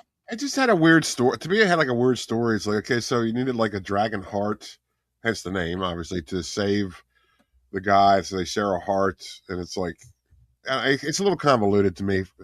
I don't know. Yeah, no. Yeah. Army of Darkness. That well. Yeah. Definitely sword and sorcery going on in there. I would count that. Absolutely. Yep. Got a bunch of medieval stuff for sure. Oh yeah, there's sword and sorcery all over the place. Army of skeletons and everything. Yeah, it's all over the place. Reeks of sword and sorcery is what that does. Such a good. Well, the wizard has to send him back home, right? And he's got to go get a book and recite chants and stuff. So I mean, the Necronomicon, right? And that's where all that stuff comes from. So that's pretty much the definition of what that's such a wild movie. I mean, it's like so different than Evil Dead 1 and 2, and it's just like so brilliantly done. It's just a really good time. You know, it's just a really good time, and it's not even scary. Like it's like if you compare it to Evil Dead 1 and 2, Army of Darkness is like totally not a horror movie. It is an action adventure movie. You know what I Yeah, mean? yeah. That's what I'm saying. I can't argue that. I'm not going to argue that opinion because Like I saw that when it first came out. I remember being so excited about it, even though I had no idea what it was about. It just looked so cool. It was so accessible. It was so easy to get into. I didn't really need to watch the first two movies. I no. didn't. I saw Army of Darkness first. And then I worked backwards as I got older. I finally watched Evil Dead 1 and 2. And it's just like, wow, it's just so amazing. This part of the same film series. It's amazing. You know, it's so different. You know, He says he has. Well, I think he says he has saw the second one. is that what that means? And I didn't. I think that's what he means. uh, Yeah, Army of Darkness. Who doesn't love Army of Darkness? yeah. And I don't. You know what? I'm not surprised. Like it doesn't. I'm not surprised they went with that much of a comedy because Bruce Campbell's funny, man. Yeah. Yeah. He's always very versatile. Yeah, as much as he was good in the first Evil Deads and all that stuff, and but he's a really funny dude, man. He's really good in that. It really kind of comes out to where he's very, very sarcastic. Like he's seen so much that he's kind of like he's broken, and like he's like, okay, whatever. Like he's now he's very sarcastic instead of scared. Now he's sarcastic because he's just had enough. You know what I mean? He broke. A lot of his movies are a lot of his movies walk the line of comedy. You know what I mean? Like Bubba Hotep and all that. Oh yeah, yeah. Bubba Hotep's sad though. Yeah, Yeah, it's a sad movie, man. It's almost Here's like the sugar, baby. yeah. Yeah, that's what I'm saying. He's got so many good lines in that. Like so I can see them wanting to do comedies with him. Mm-hmm.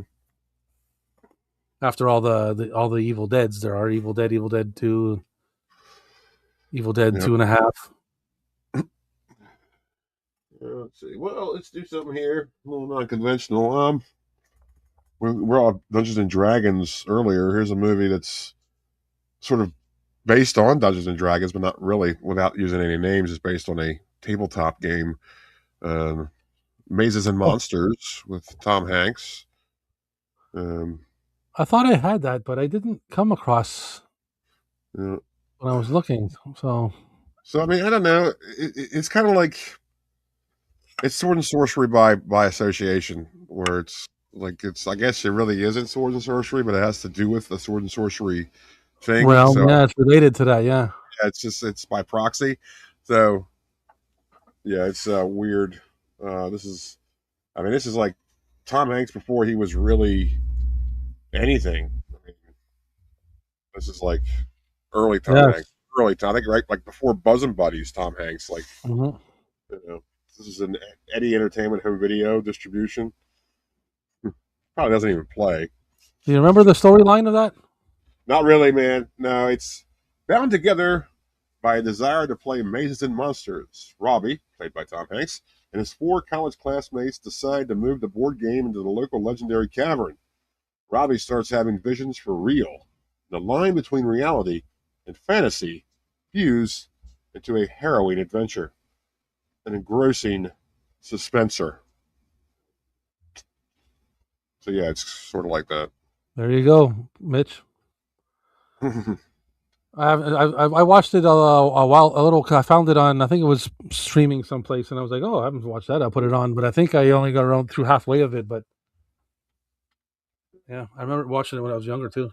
Yeah, yeah. Basically, it's just about people that get really involved in a Dungeons and Dragons style game, and they go to like this haunted cave, and it kind of like brings stuff to life. It's rather interesting. Dungeons and Dragons, Mazes and Monsters. Let's see here. I'm not going to show that one because you got a nicer one or not, and then that one too. Professor had a better synopsis than I did. Tom Hanks plays a D&D type game, bangs a hot chick, goes LARPing, loses his damn mind, kills someone, and tries to jump off the Twin Towers in New York. There you go. That sounds epic. Yeah. So Jim Henson's The Dark Crystal. Yep. They are. Yep. A nice green clamshell. Yeah, the green clamshell. I really wish I had the sleeve. I want the sleeve, the first distribution. Yeah, I would love to have that, but I don't. love that, but I don't. It's probably not. I just keep forgetting to look for it. It's probably not even that expensive. It's in my mind it probably should be, but I know in reality it's probably not. I just got to remember to look for it. Hey, Adam Wright, sir, what's going on, buddy? Adam Ray, we're talking about sword and sorcery movies. I'm glad you tuned in now. I was hoping you would tune in earlier because this is right up your alley as well. But as you can see by Rob's desk there, you can't really see the selections I have, but we've already discussed many of them. And so I'm sorry you're kind of... Including the Dark Crystal. Yeah, I watched that recently. It was on free. It was for free on YouTube there. I watched it a couple weeks ago again. Lovely movie. I like it. Just good effects, man. Hard to believe it bombed. It was a box office bomb. I put it on all the time. My wife's like, what the hell? Yeah. It was a box office bomb and definitely had a new life on VHS. Same with Labyrinth. Labyrinth was the same way. Total bomb. But it did so well on VHS, gave it a new life. So again, I'm a fan of both movies, Dark Crystal and Labyrinth. Hard to believe they bombed. Can't believe they bombed. As am I. I love both of them. Mm-hmm. Should I show the other one since we're talking about it? Yeah, we just brought it up. Let's bring it up. Yeah, I got Labyrinth here. Mm-hmm. I'm not sure. It's an older one, but I'm not sure exactly. I don't think it's the first release though. Is it the Labyrinth home video? Because there was like two released at the same time and looked basically the same, and there was one that was like Labyrinth Productions, and the other one was like the actual studio. I don't know. Weird. What year did the movie come out? Do you remember? Oh gosh, I want to say 84, maybe 85. This is an 86 release. It's pretty, pretty early then. I mean, I guess it's like 84. It should tell you on that. Doesn't it tell you on that? It should have the original date on that. Maybe. I don't know. Well, that's what I was, because you know how sometimes they do. It says 86 Labyrinth Enterprises, and then it's 86. This release. Yeah. So I guess it's 86. It's probably the first. Yeah, you have the Labyrinth Enterprises version. Yeah, that's like the actual first distribution before it was actually given to a distributor. I can't remember who distributed it. Besides that, yes. Professor, yeah. I would be careful saying that because she was only 15 when she filmed this movie, so be careful.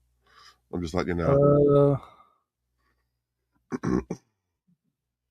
Yeah, this is the Labyrinth one because it's released by Labyrinth. Mm-hmm. It says right here. It says 1986 Labyrinth Enterprises. Yeah, that's the first one. Yeah, there you go. Yeah. Like I said, they had that one.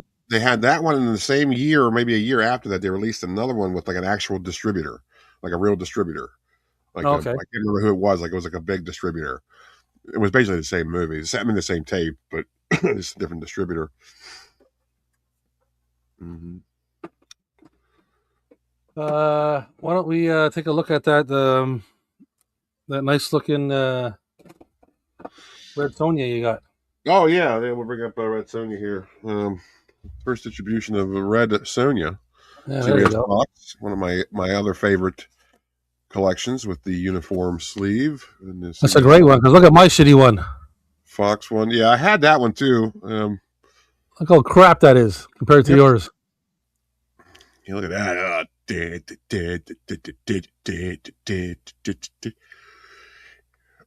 Lame. Mm-hmm. Yep. Lame. I like to get out CBS Fox. I'm on a hunt for that one. I'll tell you that. Yeah, this is weird, and it threw a lot of people off. And I talk about this as on my adventure on behalf of Barbarian Tapes, which is in my archives. Definitely check that out. And I talk about the conundrum and the confusion that Red Sonja caused because everyone assumes this is a Conan movie because Schwarzenegger is in it, but he is not Conan. He is far from Conan in this. He is High Lord Calidor. Probably should be Conan, but he's not. And here's what's weird. Red Sonja is not a Conan movie, but it does take place in the Conan the Barbarian universe because Red Sonja is a character in the Conan comics. In fact, she has her own comic. Conan crosses over with her. They're both Marvel Comics properties. So Red Sonja is part of the Conan universe. So technically Red Sonja is a Conan movie, but it's also not a Conan movie. You know what I'm saying? Yeah. Which is just weird. And to make things even more confusing, the villain in this is the same actress that played Valeria in the first Conan the Barbarian. So it's like makes it even more weird, you know. Professor says that there's Red Sonja, aka Conan 3. Yep, that's what people think it is, but it most certainly is not. And of course, it was the same director as Conan the Barbarian, Dino de Laurentiis. I mean, a lot of things you don't. It's like you can totally understand why people think this is a Conan flick. It's like, Well, yeah, of course. But it's not. Even though it is, technically it is, because it takes place in the same universe. But it's not. You know what I mean? I don't know. Keep talking. I'm gonna just grab another beer. Right back. Okay, but it's just weird. Like they totally use Schwarzenegger to sell this flick, and you can understand why. I mean, it's just like he was Brigitte Nelson at the time. You know what I mean? It's probably wouldn't have worked on its own, so they definitely needed Schwarzenegger. But still, I don't know, man. I kind of would have made this a Conan movie. I would have just had him in it. Why not? Instead of having a whole different character. I just don't know. I think it was a weird call, and they had to understand. They had to know people were going to be confused by this, because this came out like not too long after Conan the Destroyer, so it was kind of like right on the coattails of Conan the Destroyer. So it's like it's no wonder people thought this is a Conan movie, and so I don't know why they didn't just make him Conan. What's the big deal? Yeah, you have the license. It probably would have done better. Yeah. But Probably would have made more money. Anywho. Anywho's. Yeah, it's definitely a way better looking tape than mine. I'll tell you that. Yeah. I used to have that one, but I sold it. That's the MGM Movie Time collection, because I think MGM had bought the license from CBS Fox throughout the 90s, and that became like MGM property. Yeah. Is that what it is? Is that the MGM Movie Time collection? Your Red Sonja? Give me a second. I had a couple of them. They're all the same because I sold like one or two of them already at the flea market. Where did I put it? Oh, it's here. Yeah, MGM Movie Time. Yeah, MGM bought the rights from Fox. Yeah. Yeah, Professor. I mean, I think there was just some sketch going on where it was like they probably did not actually have the rights to call him Conan, but I think maybe Conan just didn't want to be Conan again. I don't know what was going on there, but it was a weird call, and to me, they just sort of dropped the ball. And I was like, yeah, that he should have been Conan. I mean, there was, it would have been just like the comics, and would have done better, man. It would have been better if they did that. Hey, Papa Goss was here. What's going on, Papa Goss? Sorry to cut you off, Cap. The original story of Red Sonja is he was actually a pirate, a piratess. That was like she was based on like the novellas, I think from the 40s or something like that, and they just sort of like evolved her into like this barbarian woman. But yeah, she started off life as like a pirate, swashbuckling, kind of like Winona Ryder, kind of like Gina. What's her name? Gina Davis in Cutthroat Island. Can you imagine Winona Ryder as a pirate? Oh, that would be most good, Leland. Most good. I couldn't see Winona Ryder as a pirate. No. Papa Goss is here. What's going on, buddy? Thanks for joining us. Papa Goss. We're talking about sword and sorcery tapes. Yeah, sword and sorcery. Sword. Well, I have two animated tapes here I wanted to show. Mm-hmm. And this one I wanted to show this one in particular because I have the first one and it's only in the shitty clamshell, a Disney-sized clamshell, Shrek, the first Shrek. Okay. Okay. But I got Shrek 2. All right. In a slipcover. Okay. Well, good. And I mean, I guess that sword and sorcery does, I wouldn't have. I think it's insulting you bring that to the table. Oh. I really do. Okay, how about now I was going to bring the original, but I realized it's at the flea market, not the original, but it's at the flea market, the movie. Oh dear. So I had it on the cartoon, The Lord of the Rings. Oh, hey, there you go. That's interesting. Yeah. Is that sword and sorcery? Oh, are you kidding me? Okay. Absolutely. I don't want to get yelled at. No, I'm just saying, absolutely that is. The original sword and sorcery right there, man. I love the cartoon version of it. Yeah. I remember watching this a lot when I was a kid. Sure. Well, you know as well as I do, we talk about this a lot. I have a big problem with rotoscope animation. It really makes me uncomfortable because I just think it's very unnatural looking. Because it's so natural looking, it just looks weird. And Okay. that is like the king of rotoscoping flicks. So that's I definitely a love the weird, animation in that, man. I weird love movie, weirdly done movie. But yeah, it's not bad. Yeah, yeah. Yeah. Mm.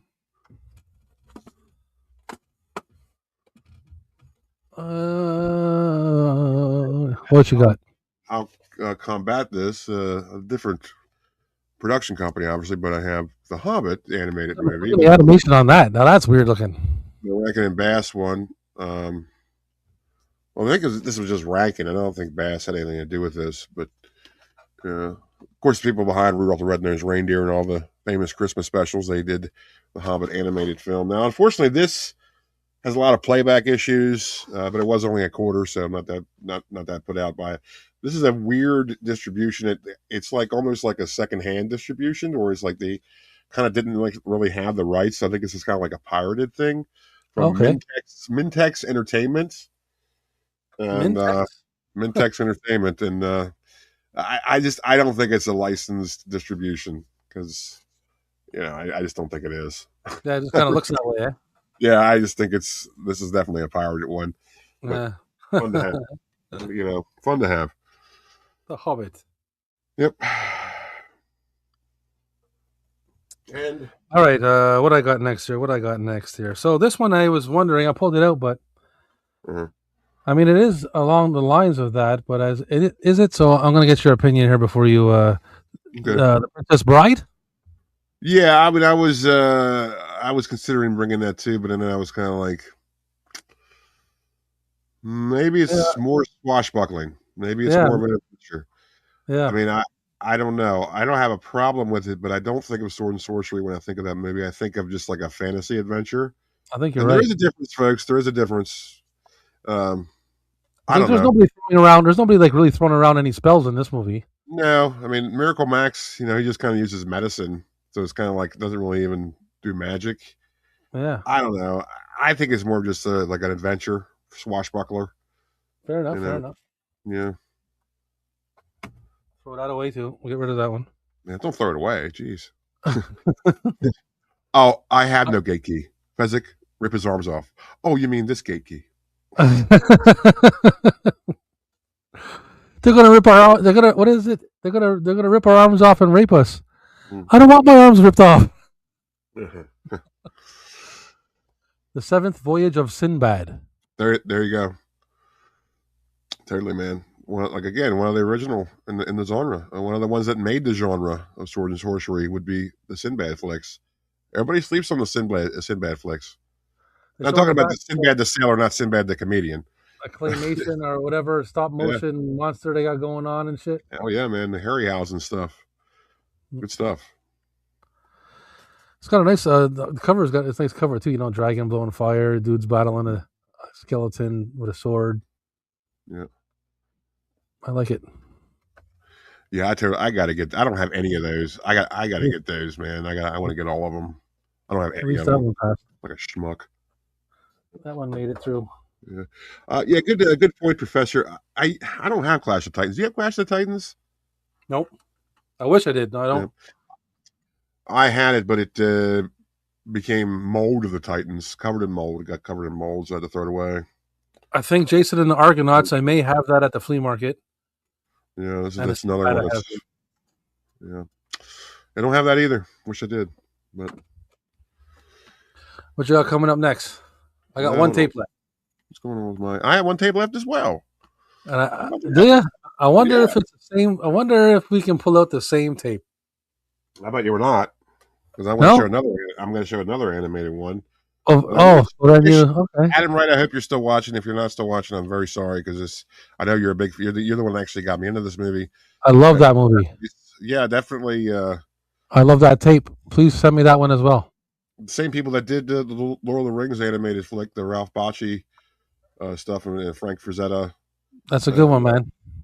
Definitely a lot of rotoscoping going on with this. Very, very uneasy for me, but I watch it. I just do not like rotoscoping. I love that. Fire and Ice is wicked, man. Yeah, Hey, Mr. Dan, what's going on, buddy? look at that cover art, man. Great, man. Was there anybody better than Frank Frazetta? I mean, just look at that, dude. You know? Doesn't need to be. Yeah. I thought you were going to pull this one out. Oh, yeah, just to have that one. sorry, Rob. I'll pull it out just for shits and giggles. Yeah. Now these yours is definitely the same as mine. I'm guessing you have the 1988 Columbia TriStar home video. Yep. New one. Yeah. Now Same this is label, interesting because this is Same label? Yep. Same label, yeah. This is, like I said, one of my favorites video libraries, the RCA Columbia TriStar home video. The RCA TriStar home video. This, however, is not RCA. This is Columbia TriStar. And 88 was when they made the brand switch, and they dropped the partnership with RCA and went with Columbia. Mm-hmm. And they kept the design for at least another year or two with this, but they dropped the closed box, I mean, like a normal sleeve. So it looks like it's older than it is, but it's really not. No. You know, so. Willow. Do you Fun enjoy movie. Willow? I enjoy Willow. Do you like Willow? I enjoy it. Yeah. I remember at one point not really enjoying it, but when I watched it later on, I was like, yeah, that's pretty good. Yeah, fun movie. Saw it in the theater when it came out as a kid. Loved it. Nice. It was one of those great.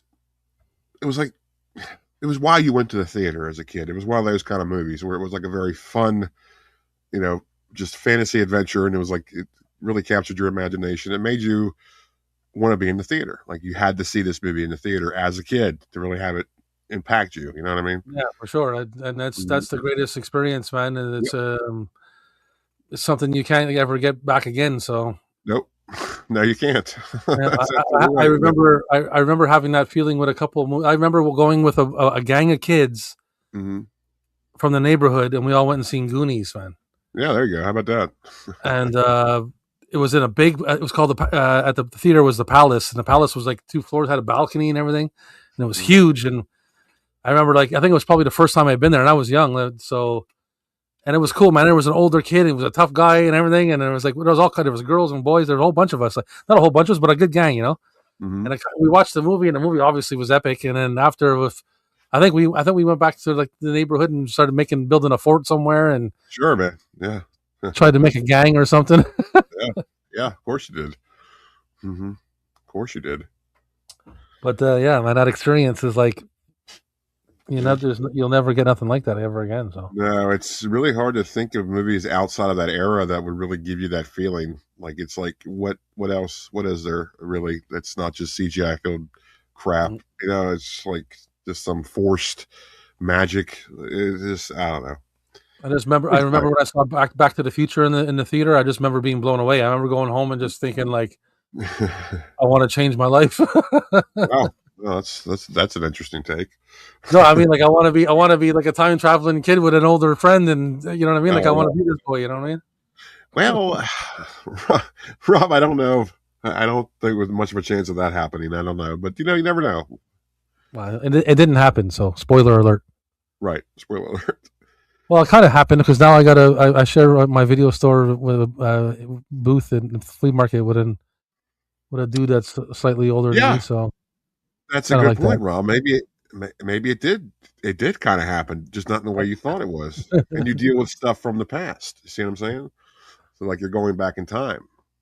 Fair enough. Professor, protect your earlobes and the inside your drum. Wait a minute. Professor, that's a silly question. Of course we consider Legend a sword and sorcery movie. That is like the epitome of a sword and sorcery movie. Yeah, of course we do. I just don't have it anymore. I used to, but I sold it. Yeah, I do not have Legend. That's another one that I have not come across yet. Yeah, I had it, but I sold it. And, people like that shit, so it's gone as soon as it's like for sale somewhere. People are like, it's good because I'm pretty sure you can see Tom Cruise's scrotum in that. I'm not sure, but I'm pretty sure you can because he's wearing like a really short tunic, and that's it. So, hey Matt, what's going on, buddy? Tom Cruise is basically Donald Ducking through that whole movie. I'm just saying. You notice that he's like not wearing pants and just like a long shirt. I used one of your references earlier, Matt. Just so you know. Yes, he did. Yes, he did, Benny. He used. I told Cap it was good for a bit of bullshit. Yep, he sure did. How you doing, Yeah, Benny? so Professor, we're wrapping up this tape off. That's been a tape off. That's been a sorcery and sorcerers tape off, and we're wrapping it up. Yep. Wrap it up. Wrap it up. It's good advice. Protect your ears. Take the device off now. Tape off! Yeah! Tape off! Tape off! Tape off! Tape off! Tape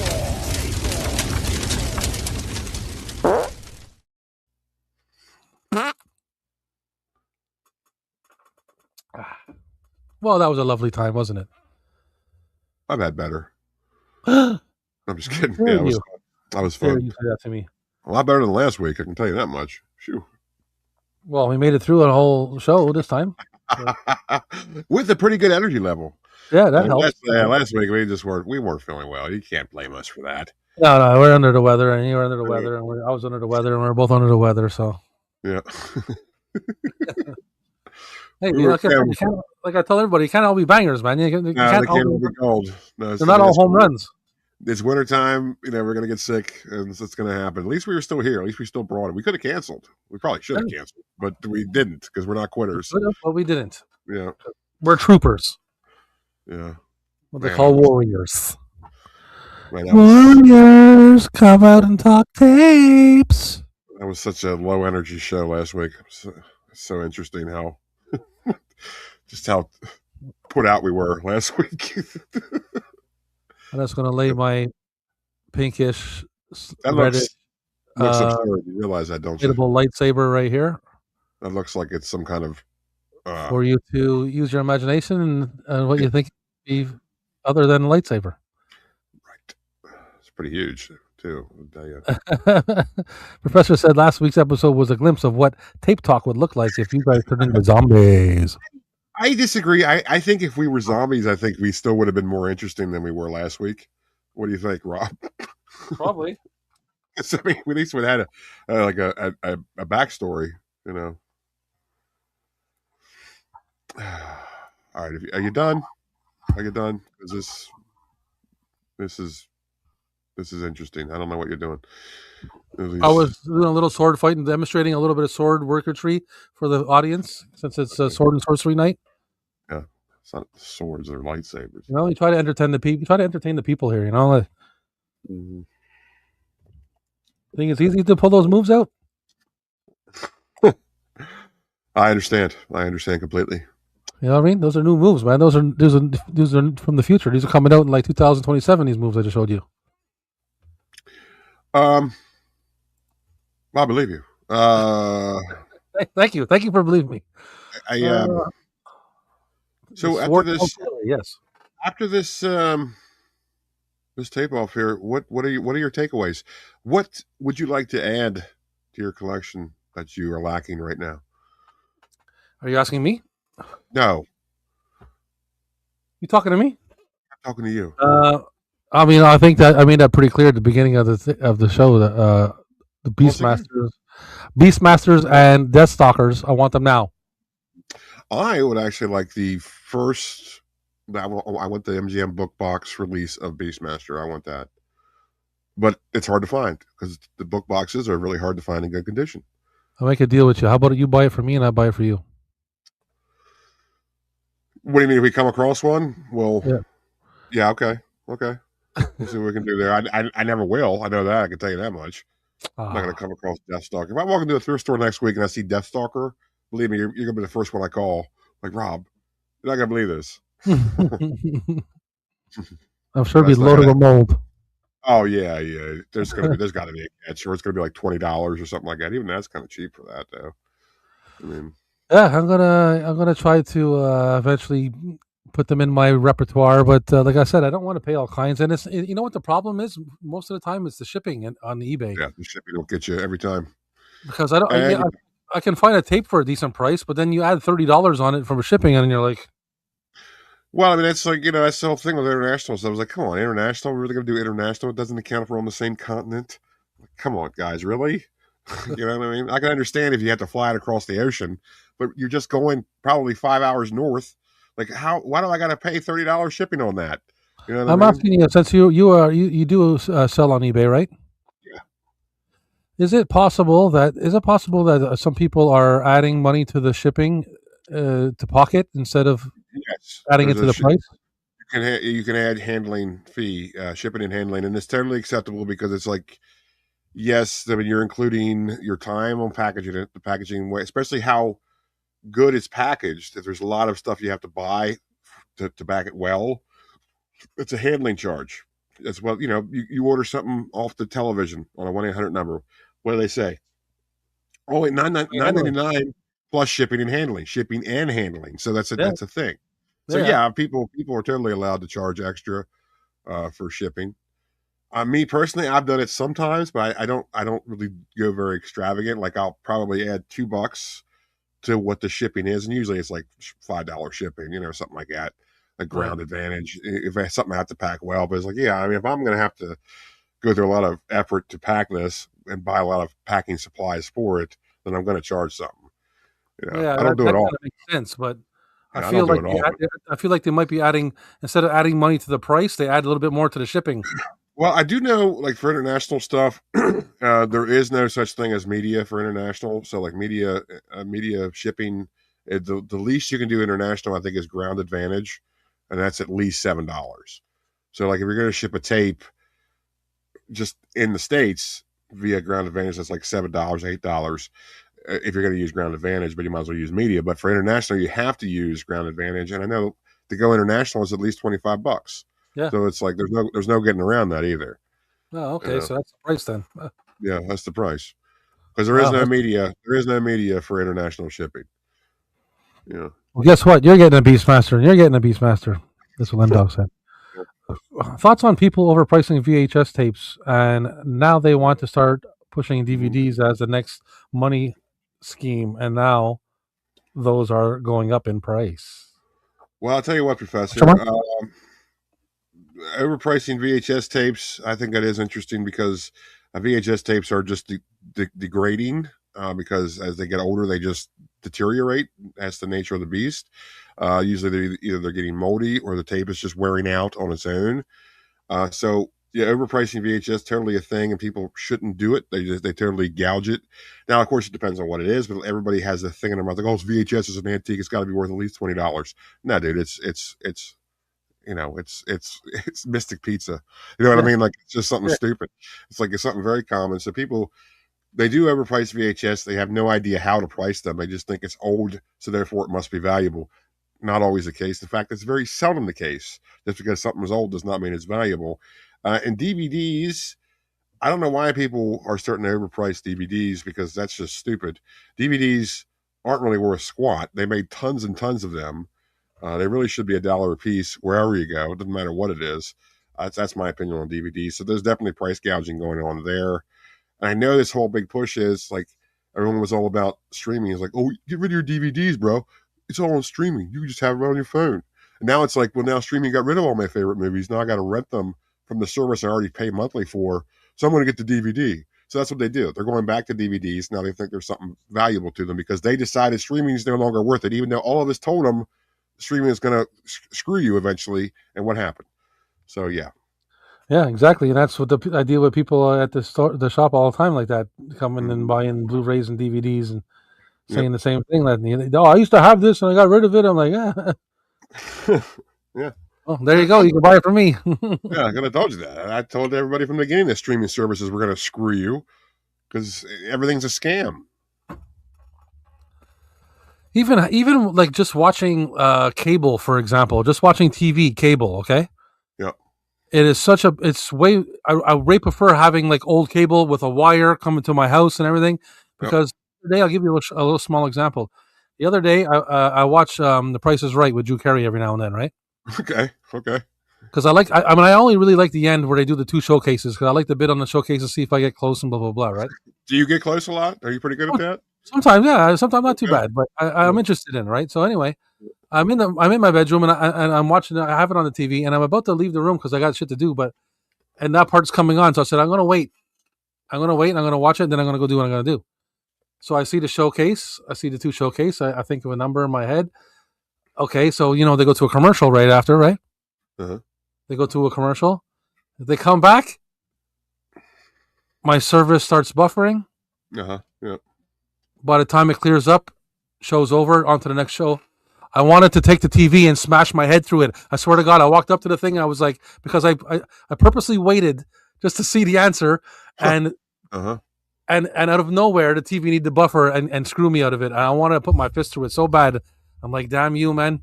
Yep. That never would have happened with just a normal cable. No, Never. no. And, like, that's the thing. It's like none of this, they say all this new technology is good for you. No, it's not. I think it's awful. You know what I mean? I hated how I turn on my TV and it takes almost 2 minutes for it to actually warm up and to like cycle through all the programming. Remember when I just had a TV, I just went, and it's on. It would warm up and then there you go. You know what I mean? Yeah. Like everything's there.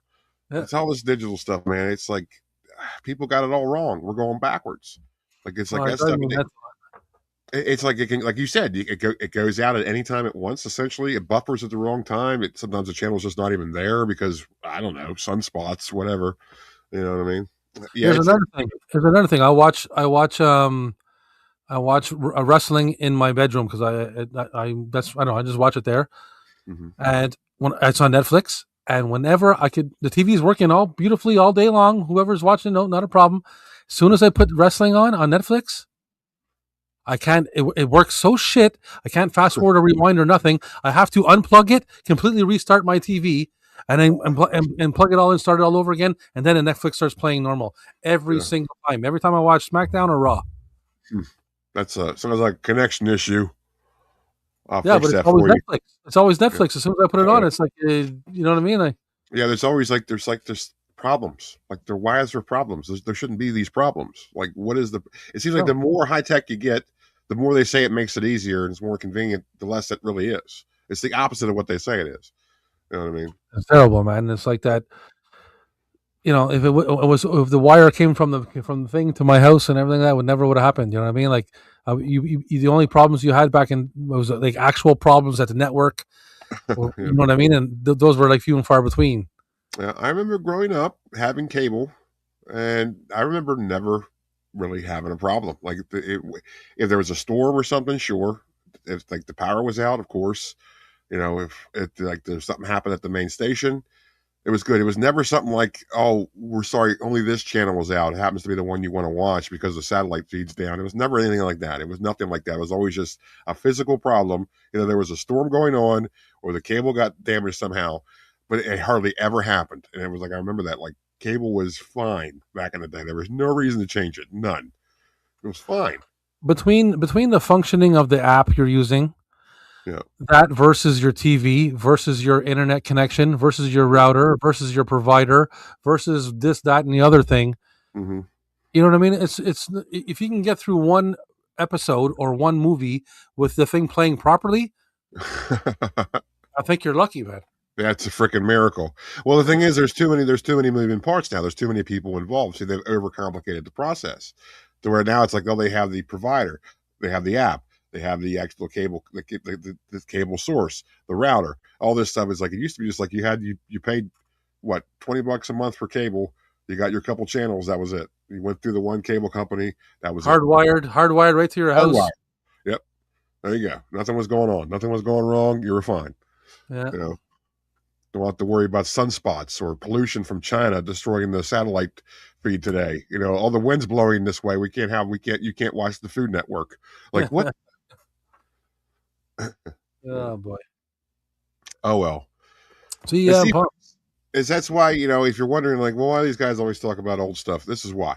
Because we like talking about reliable, sturdy materials. That's what we talk about here. You know what I mean?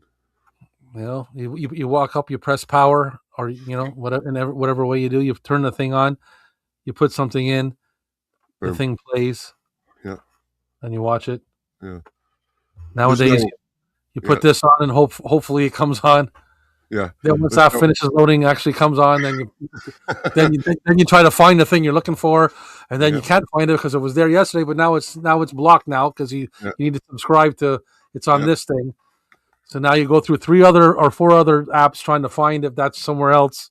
Yeah. to watch for free and not. Okay, that's great. That's so convenient. Yeah. There's none of this. Oh, one moment, please. The channel will be available shortly. It's none of that. You just turn the TV on, and there you go. You're watching Beavis and Butthead, or you're watching Price is Right. You can actually see the showcase. It's so stupid, dude. Screwed me out of my showcase cap, man. I was mad. I'm telling you, I feel for you, man. I really do. I was I feel for you. vexed. I was fit to be tied. Yeah, I feel for you. I was a hot habanero. Yeah, I bet you were. I bet you were a prickly pear, and I'm totally in agreement with you. What was I going to say? I was going to say something. What was I going to say? Lendog says you should watch WrestleMania this year. No, not. No, Lendog. Yeah. Well, for one, I have no idea what's going on. So no, I'm not going to just pick it up now. Nope. I think WrestleMania will be the worst time to start watching. Ask next year. Ask again next year, Lendog. Come on, they spent all year building these storylines. I'm just going to just butt in now. Hey, what's going on, guys? Oh, I don't get it. I don't get what's happening. Wrestling must suck nowadays. That'd be pretty funny, though. We're watching fucking WrestleMania, and then you see like Cap comes on like one of the screens there. Hey guys, checking out WrestleMania. Yeah, what I miss? What's happening? I'm not gonna do that. Coco Beware coming out. Yeah, where's Coco Beware at? You still got that bird? How's Frankie doing? Oh boy. Uh, Hollywood has always been against people owning movies ever since the beginning of the VHS era. Yeah, I mean, I think the best example is a good point, Professor. Is like, you get these streaming services, and like it all started up with Netflix, which was cool at first. Like, oh, because Netflix used to have a lot of stuff you could choose from, and you pay for the service a month, and you got it right there.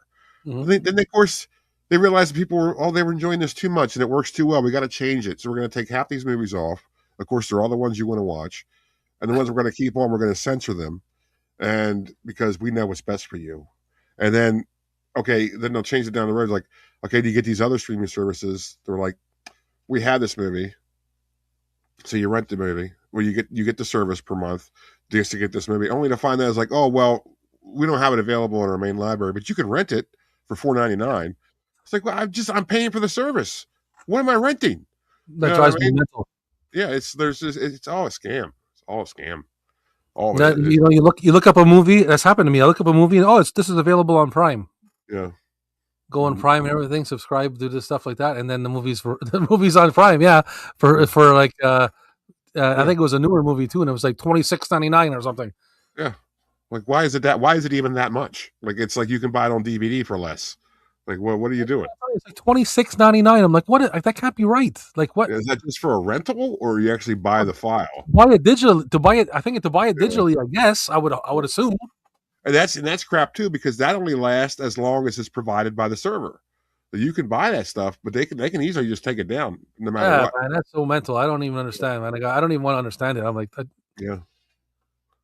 I guarantee you, if you went to Best Buy, bought that DVD, it would probably only be like $18 brand new, whatever you were trying to buy.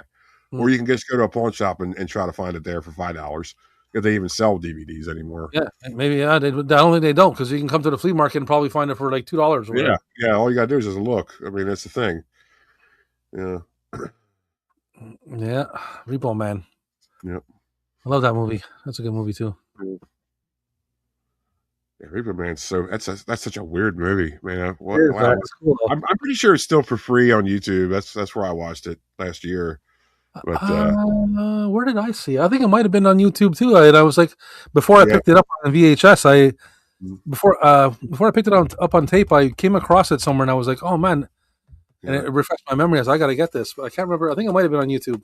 Yeah, I got to get it on VHS, but I definitely watched it on YouTube. Definitely a weird movie, man. I like it. I'm a big fan of it. I'm surprised I haven't seen it till recently. Like, why didn't I watch this before, kind of thing. But yeah, YouTube's interesting, and that's another one you could find, like, just uploads from just like random people. Just upload something, even though they're not supposed to, but they do. You can find a full movie. But then a lot of times, there's actually channels dedicated to free movies on YouTube, and those uploads will be censored or edited for some kind of like time constraint, or they couldn't get the rights to the song. So there'll be parts of the movie that's just like blank, like there's no sound, or like they just like cut out like a huge chunk of the movie, or they cut out cuss words. There'll be like a TV edit. So it's just like, yeah, I know it's free. Like, it's a free upload, but still, it's like, that's lame, dude. Like, if that was my only choice to watch this movie, I'd be pretty upset. You know what I mean? Yeah. So luckily, the Repo Man one wasn't edited, but some movies on YouTube for free are edited. So you got to be careful. Always read the comments. Read the comments first. The comments will tell you right away. There'll be people in there complaining about how come we only get the TV edit of this. We're all adults. Like the first ones to touch and know the commenters. That's right. You'll find out the nitty gritty right away. Oh yeah. Professor makes a good point. And sometimes when they on Prime, you'll see a lot of stuff for free. When as soon as they start trending in some kind of way, of course, boom, they're gone. Yep. Yeah, they know what they're doing. Masters of the Universe was free for months, but after the trailer for the remake dropped, now it's rent for extra. Yeah, I mean the thing is, I YouTube kind of does stuff like that, but like I don't know if it's as intentional as that. They do stuff like they'll have like scary movies up for like free for like months, but as soon as like October hits, it's no longer free. You got to rent it for $3. You know what I mean? Yeah, like the birds will be for free all year round until they get to October. They're like, yeah, then you gotta pay for it to watch it. Yeah, they know what they're doing, man. Oh yeah, they do it for all kinds of movies. Captain should watch that cheesy movie you sent me. What was the name of that? Well, I'm not going to do that. You watched me. He sent me a movie. It's free on YouTube, I think, or was it on YouTube or Tubi? I can't remember. It was one of those two. But anyway, there's a song in the movie that is totally knocking on heaven's door. But someone played the chords and like it just slightly different. It might even be the same and changed the words, but the melody and everything is the exact same thing. And I'm like, how did shit are they not getting like? Well, I was laughing. We were laughing about it because it's like blatantly. Who's to say they didn't get in trouble for it? They're just getting away with it. You know what I mean now, but Bonesy said, "Woo!" Yeah. All right, folks. Well, I got to dip out of here. Yeah, we're past our time. So I think we made up. We more than made up for last week. Yes, we did. Past our pee time. Yes, it is pee time, and we want to thank everybody for hanging out with us as usual. Thank you, Cap. Good seeing you, buddy. I'm glad you're feeling better. I'm glad you're feeling better. You want to say anything before we get out of here? No, get stuffed. Fair enough. Good night, everybody. Have a good weekend and have a good week. We'll see you next week right here on Raw's Vintage Video for Friday. Do we know what we're doing? Do we know what we're doing next week, or are we going to figure that out? No, we'll think about it. Something wrong. I'm starting to run dry here on ideas.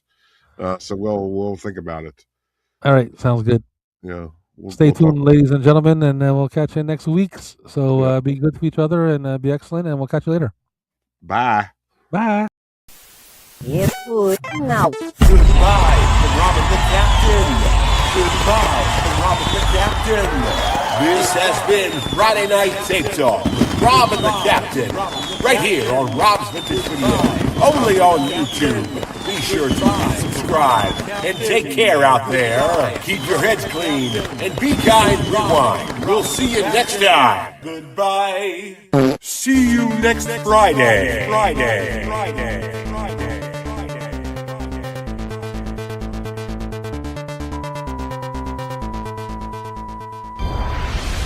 Your video and audio heads will now be cleaned. What? Your video and audio heads are now clean. Press stop and eject tape now. Eject tape now. Eject tape now. Eject tape now. Oh.